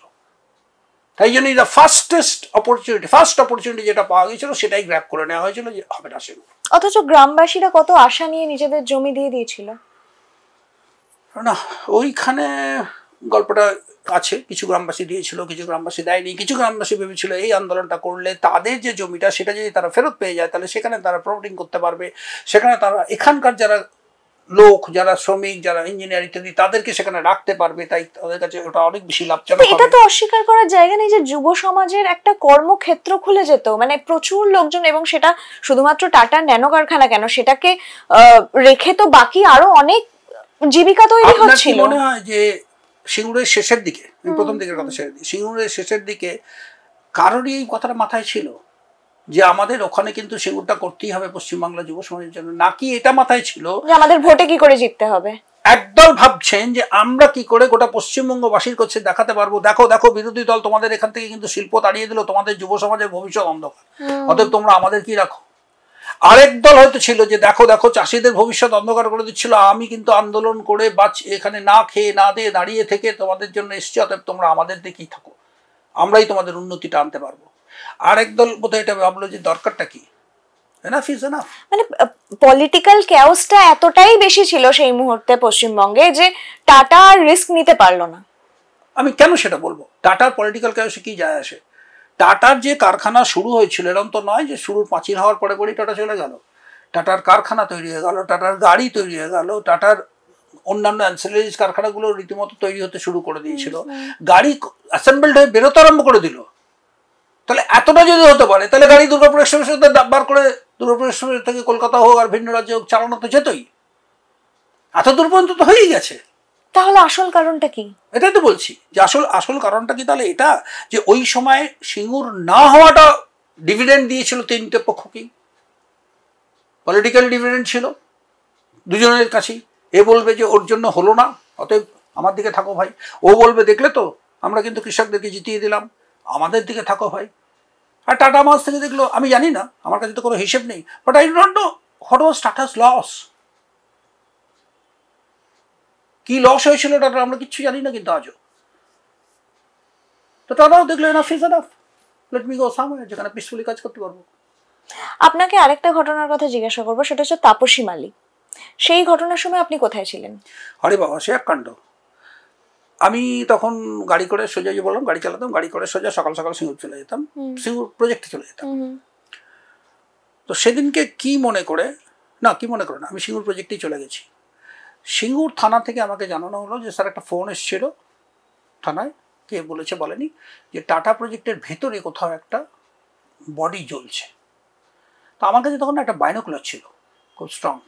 তো আমি ওই আমাদের শান্তি সিরামিক্স বলে একটা জায়গা ছিল যেখানে পুলিশ টুলিশ থাকতো, ওটা বেসিক্যালি একটা আলুর গোডাউন ছিল। ওখান থেকে আমি দেখার চেষ্টা করলাম কোন দিকে, দেখতে পেলাম না। আমার মনে হচ্ছে নভেম্বর মাস বোধ হয়, খুব সম্ভবত শীত ছিল, নভেম্বর ডিসেম্বর, আর্লি ডিসেম্বর হতে পারে। তো আমি গাড়ি চালাই, তাও গেলাম উজ্জ্বল সঙ্গের কাছে। সেখানে গিয়ে দেখলাম যে একটা ছোট খালের মতো, যেখানে সুব্রতবাবু যখন ছিলেন ওখানে একটা উনুন করেছিলেন, খিচুড়ি টিচুড়ি বানিয়ে খেতেন। সেখানে সত্যি একটা বডি জ্বলছে। আর তারপরে জালের পরে, জালটা কাটা আছে একটু, মানুষ ঢুকতে পারে। তারপরে একটা পুকুর, পুকুরের ধারে বেশ কিছু গ্রামবাসী বসে আছে, 8-10 জন। তা আমি ওদের বললাম যে একটু জল দিন, তোরা বললাম না, দিতে পারবো না। তখন আমার গাড়িতেই যে জল ছিল খাওয়ার, সেটা দিয়ে আমি আগুনটা নেভালাম। এই গর্তের মধ্যে বাড়িটা ছিল। তারপরে খবর গেল এদিক ওদিক সব জায়গায়, এবং ওই কেস থানার সঙ্গে কোনো সম্পর্ক না রেখে সিএম ইমিডিয়েটলি অর্ডার দিলেন, সিআইডি টেক আপ করলো। সেই দিনেই সকালবেলায় সিআইডি টিম চলে এলো, সিআইডি কেস তুলে নিলো, সিআইডি বুঝে গেল, আমরা চুপচাপ হয়ে গেলাম। কেন লোকাল থানার উপর, লোকাল থানাকে কেন দেওয়া হলো না? আমি জানি না, মেবি সিআইডি তো ডেফিনেটলি লোকাল থানার চেয়ে অনেক বেশি দক্ষ, প্লাস তখন লোকাল থানা ব্যস্তও থাকতো সিঙ্গুর নিয়ে, সিঙ্গুরের ল অ্যান্ড অর্ডার। এই ঘটনাটা কেন দেওয়া হলো না, মানে পার্টিকুলারলি এই ঘটনাটাই কেন দেওয়া হলো না? মেবি যাতে লোকাল থানা ইনফ্লুয়েন্স হয়ে যেতে পারে, অভিযোগ উঠতে পারে যে লোকাল থানার এগেনস্টে ভালো করে তদন্ত হচ্ছে না ইত্যাদি, এসব হতে পারে। তো যাই হোক, সরকার রিস্ক নিতে চাইলো না। হ্যাঁ, সরকার সিদ্ধান্ত নিল যে সিআইডি করবে। সিআইডির অফিসার সঙ্গে সঙ্গে চলে গেলেন, কেস স্টার্ট হলো, সিআইডি তদন্ত শুরু করলো। বোধহয় কয়েকদিনের মধ্যে কেস সিবিআই নিয়ে নিল। তো তারপরেও তো কিছু হলো না, এত বছর চলে গেল তারপর। হ্যাঁ, তারপর কিছু হয়নি। এটা কেন, কি আপনার কি মনে হয় একজন পুলিশ হিসেবে আপনার? দেখুন, আমি তো যেহেতু সিবিআই নিয়ে নিল, আমি তো পুরো জিনিসটার মধ্যে পুরোটা দেখিনি। যেটুকু আপনি তদন্ত সম্পর্কে যতটা জেনেছেন, হ্যাঁ, আমি যেটুকু শুনেছি তাতে চার্জশিটে বোধহয় এরকম ছিল যে ওখানকার দুজন নেতা অভিযোগ ছিল এরকম, বা চার্জশিটে ছিল যে তারা নাকি কোনো একটা জায়গা থেকে, আসানসোল বা কোথাও থেকে 3-4 জন ছেলেকে নিয়ে এসেছিল এবং তাদেরকে বলে দিয়েছিল এই করতে হবে, ওই করতে হবে ইত্যাদি, তারা করেছিল।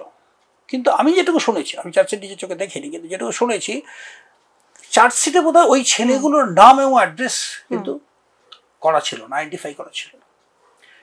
যদি এটা হয়ে থাকে তাহলে এটা একটা মারাত্মক একটা চার্জশিট। মানে আপনি বলছেন যে কাউকে নিয়ে আসা হয়েছে, অথচ তারা কারা সেটা আর পুলিশ আইডেন্টিফাই করতে পারলো না, এরকম একটা কিছু ব্যাপার ছিল, যার জন্য কিন্তু ওই চার্জশিটের পরে পরেই কিন্তু জামিনও হয়ে যায় বোধহয় শহীদবাবু, খুব সম্ভবত।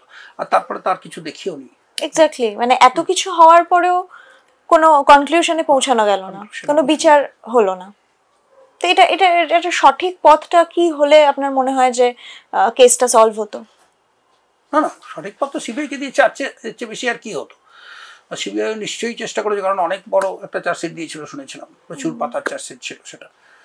তো সিবিআই নিশ্চয়ই চেষ্টা করেছিল, হয়তো ফাইনালি আর কোনো এভিডেন্স সেরকম পায়নি। পুলিশের বিরুদ্ধে একটা অভিযোগ আছে যে নন্দীগ্রামে পুলিশ গুলি চালায়।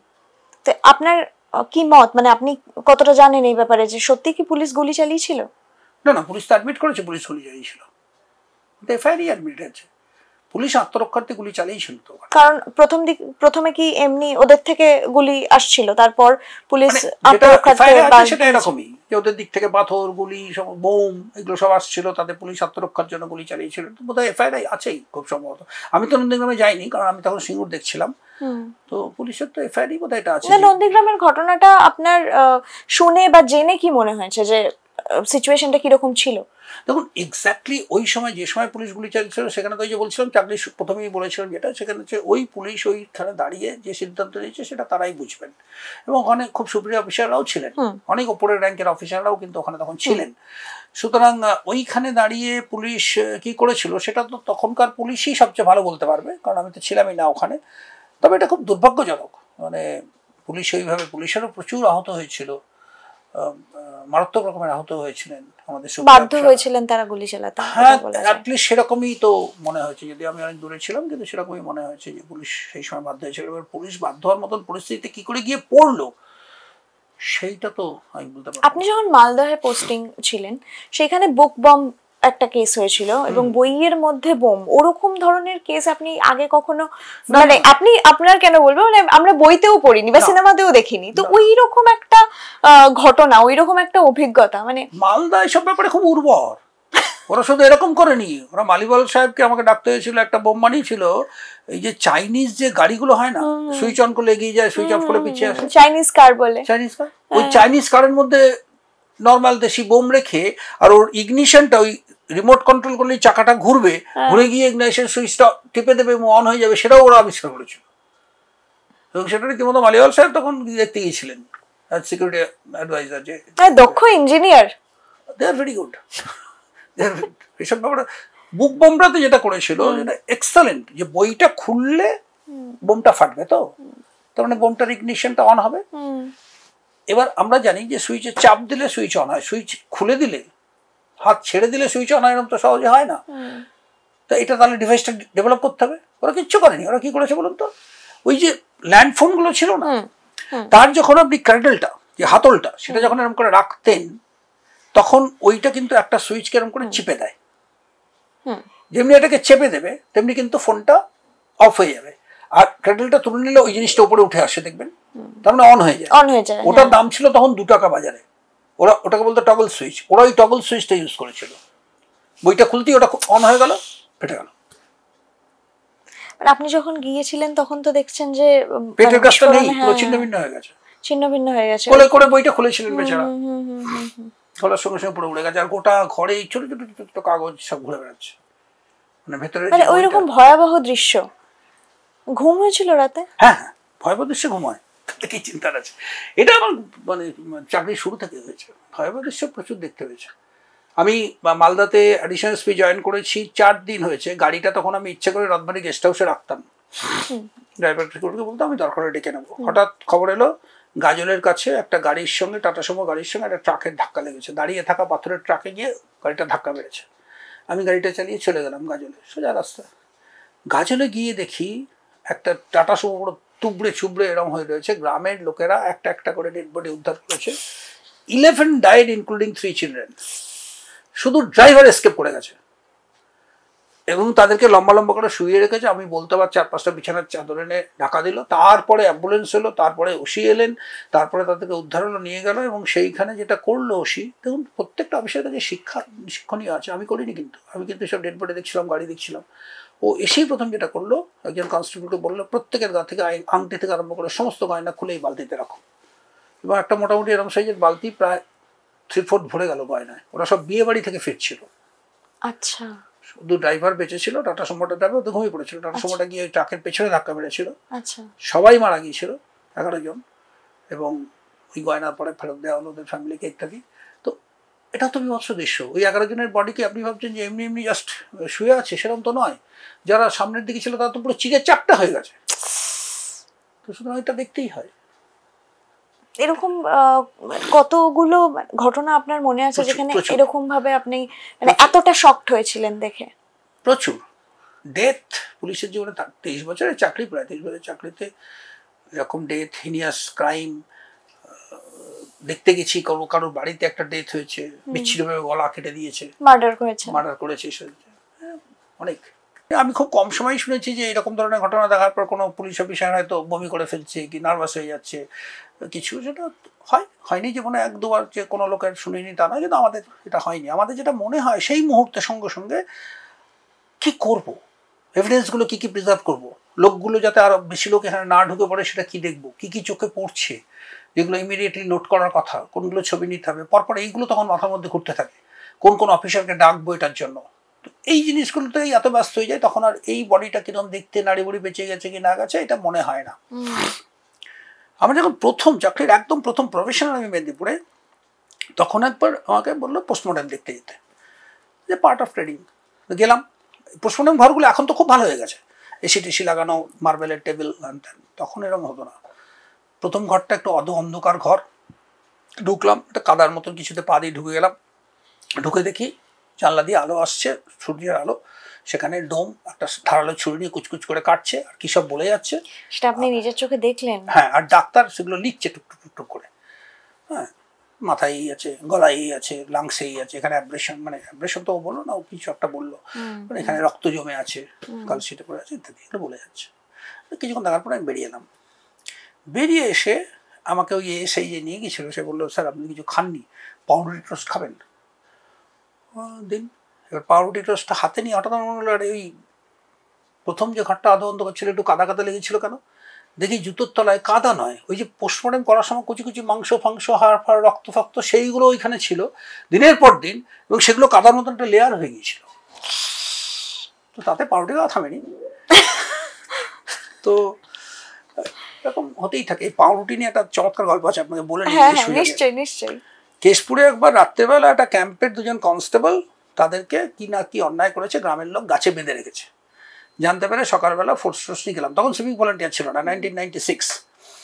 গোটা চারেক পুলিশ নিয়ে গেলাম, ডিএসপি সাহেব এসছে, গ্রামের লোক তো প্রচণ্ড ইয়ে করছে। ডিএসপি সাহেবের কাছে আমি বললাম, কী দাবিটা কী? বললো এই ছেলে দুটোকে, কনস্টেবল দুটোকে গ্রামের লোকের হাতে তুলে দিতে হবে। অ্যাকচুয়ালি ওরা একটা গুলিও করেছিল, সেই গুলিতে একজন লোক মারাও গিয়েছিল গ্রামের, তো এদেরকে আমরাই মারবো। তো আমি বললাম যে আমি তো বুঝতে পারছি না, যে আপনারা তো সারা রাত ওদেরকে বেঁধে রাখলেন, তো সারা রাতে মারলেন না কেন? আমি এসে অফিসিয়ালি তুলে দেবো, তারপরে আপনি মারবেন, এটার ঠিক কারণটা বোঝা যাচ্ছে না। এই করে বক বক বক বক করতে করতে করতে করতে দুপুর 2টোর সময় মোটামুটি গ্রামের লোক বললো ঠিক আছে আপনি এদের নিয়ে যান, শাস্তি দেবেন কিন্তু স্যার। তো ওদেরকে গাড়ি করে পাঠিয়ে দিলাম। এইবার তো গ্রামের লোক আর ছাড়বে না, তখন তাদের মনে আতিথেয়তা জেগে উঠেছে। তখন গ্রামের লোকরা বললো আপনারা কিছু খেতে হবে। আচ্ছা, কি খাবো? তখন ওই দুপুরবেলা খিদে প্রচণ্ড পেয়েছে, কিন্তু কি আর খাবো। তখন বললো যে দূরে একটা দোকান ছিল, আমার এখনো ডাকটা মনে আছে, দুলাল স্যারেদের জন্য 2টো অমলেট কর, কিন্তু স্পেশাল অমলেট করবি।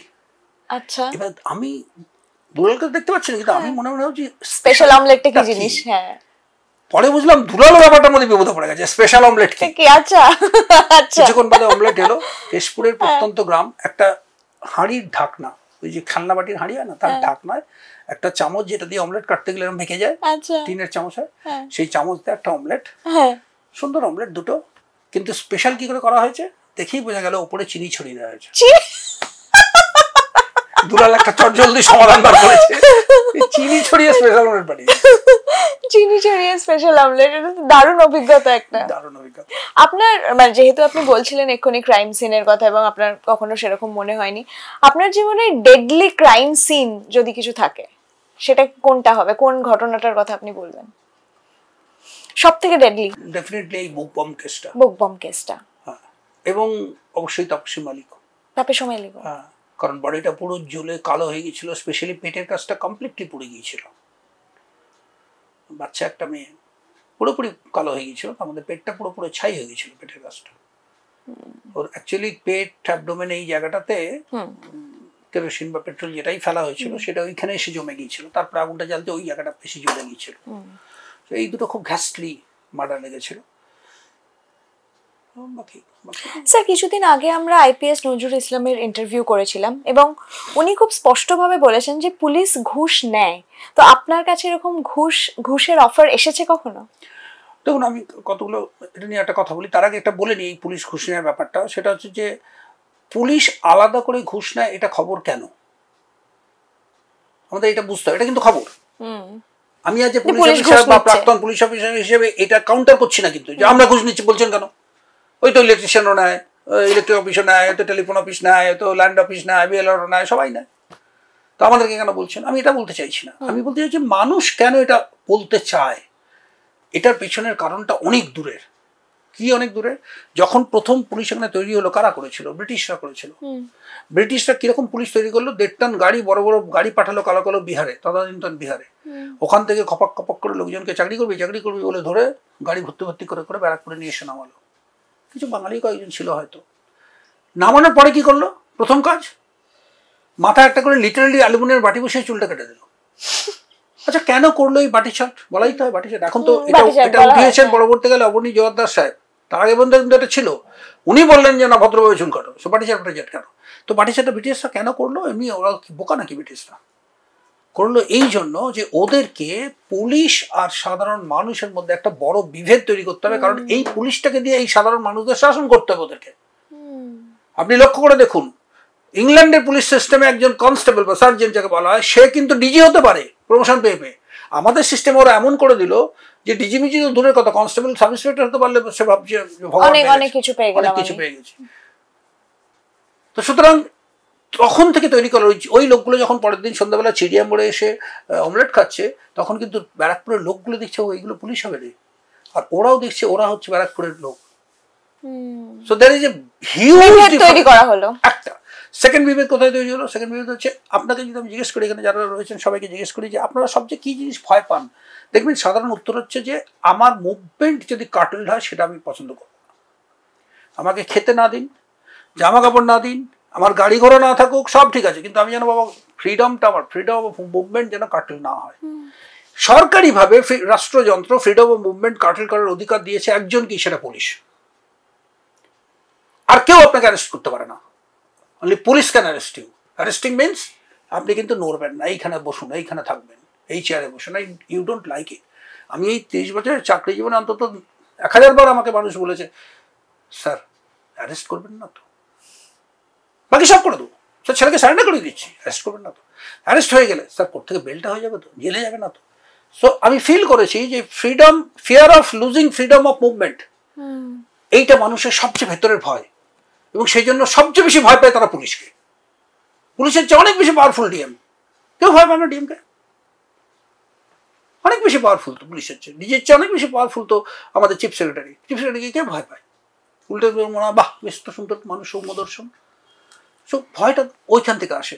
তো যাকে আপনি ভয় করবেন তার যে কোনো নেগেটিভ জিনিসকে আপনি ঘেন্না করবেন এবং প্রচার করবেন। যতক্ষণ অনেক পুলিশ চেষ্টা করেছেন এই ভয়টাকে দূর করার, অনেক ডিজি এসছেন, অনেকে এসছেন আমাদের যারা বলেছেন পাড়ায় পাড়ায় ফুটবল চালু করো, কলকাতা পুলিশে চালু হয়েছে ইত্যাদি, কিন্তু খুব যে দূর হয়েছে আমার মনে হয় না। পুলিশকে মানুষ অপছন্দই করে এখনো, পুলিশকে কষ্ট করে পছন্দ করতে হয়। এই জন্য আমি যখন লিখি বা ছবি আঁকি না, এই চাকরি জীবনে অনেকে বলেছে স্যার আপনি পুলিশ হয়ে লেখেন, হ্যাঁ এইরকম আর্টিকেল বেরিয়েছে, ইনিও পুলিশ। লেখা অন্য কোনো সত্তা থাকতে পারে না, থাকতেই পারে, করতে পারে না তারা, ইনিও পুলিশ, মানে পুলিশ হয়ে আবার লেখে, পুলিশ হয়ে আবার আঁকে, পুলিশ হয়ে ভদ্রলোক। বিষ্ণুপুর মেলায় যেমন, বিষ্ণুপুর মেলায় যদি কোনোদিন যান দেখবেন ওদের একটা লোগো আছে, লোগোটা আমার ডিজাইন করা। আচ্ছা, বিষ্ণুপুরে আজও আমার পরিচিতি একটা আছে লোকের মধ্যে, যে আমি নাটক সঙ্গে যুক্ত থাকতাম, এটার সঙ্গে থাকতাম, ওটার সঙ্গে থাকতাম, যেমন এসডিপিও হিসেবে কাজ করতাম, কিন্তু এটাও থাকতাম। তখন এই প্রশ্নটা বারবার শুনতে হয়েছে যে আপনি পুলিশ নন স্যার।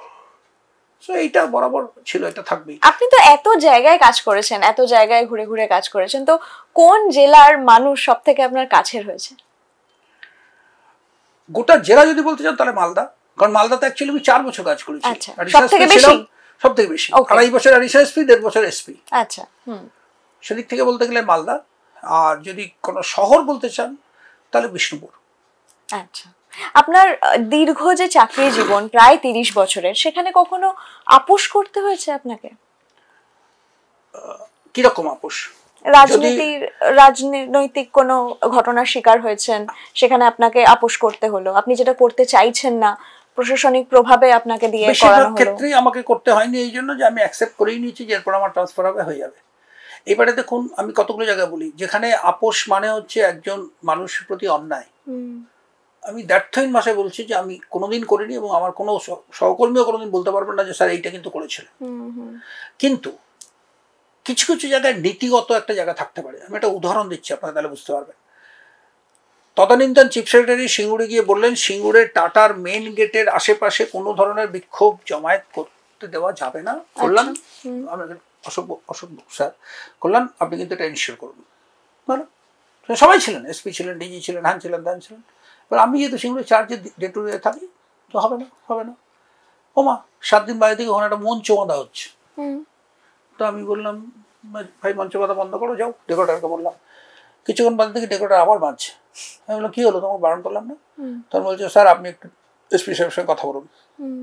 আমি এসপিকে ফোন করলাম, তো এসপি বললাম আমি বলেছি বাঁধতে।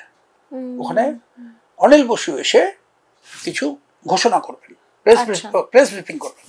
আমি বললাম প্রেস ব্রিফিং করার জন্য স্টেজ কেন দরকার স্যার?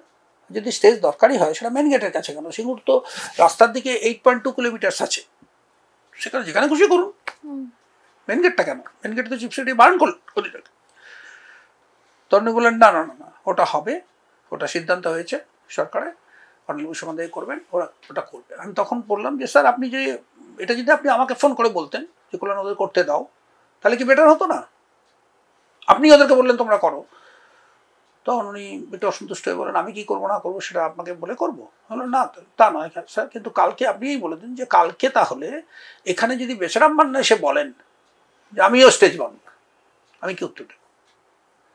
তখন আমাকে ওই এসপি বললেন যে আপনাকে বুঝতে হবে একটা কাজ সেটা গোটা রাজ্যের মঙ্গলের জন্য হচ্ছে,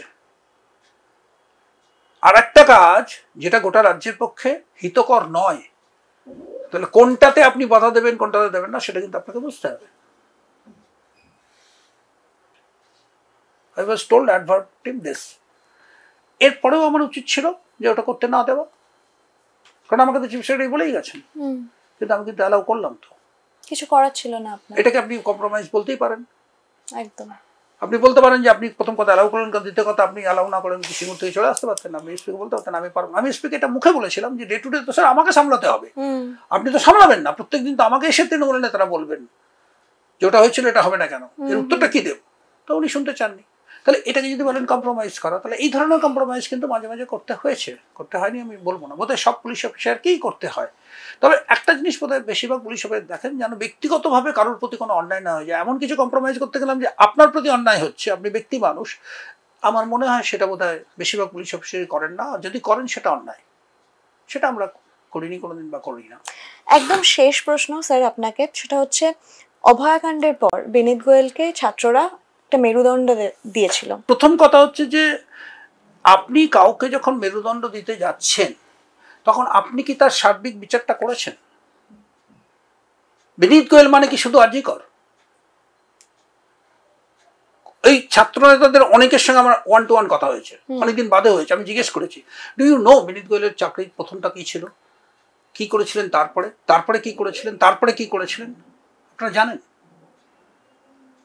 এটা গেল প্রথম আমার যুক্তি যে একটা ঘটনা রশ্মি আজকে যদি আপনি একটা ভুল করেন তা আপনার পুরো গ্লোরিয়াস অতীতটা মুছে দেব। সেখানে যদি দিনের পর দিন আপনি একটা প্রতিবাদী স্বর হন, তাহলে একদিন যদি প্রতিবাদ করতে না পারেন তাহলে আর আপনি প্রতিবাদী নন। কিন্তু মুশকিলটা হচ্ছে যে বাংলায় তখন সেটাই করা হচ্ছে, একটার পর একটা মানুষকে যখন আমরা লাঞ্ছিত করছি যে তুমি কেন ওই সময় এটা করনি, অতএব এখন তুমি এটা করছো, এটা কোনো যুক্তির কথা নয়। এটা গেল 1 নম্বর। 2 নম্বর হচ্ছে বিনীত গোয়েল বলুন বা যেই বলুন সে অন্যায়টা কি করেছিল আরজি করে বিনীত গোয়েল হিসেবে বলছে, ওরা তো এই মেরুদণ্ডটা সব পুলিশকে দেয়নি, বিনীত গোয়েলকে দিয়েছিল। বেশ, তো বিনীত গোয়েল কি অন্যায়টা করেছিল? বিনীত গোয়েল ওখানে গিয়েছিলেন, খবর পেয়ে ঘটনাটা দেখেছিলেন, হ্যাঁ বিনীত গোয়েল বেরিয়ে এসে মহিলাটির নাম বলেছেন, দ্যাট ইজ এ মিস্টেক।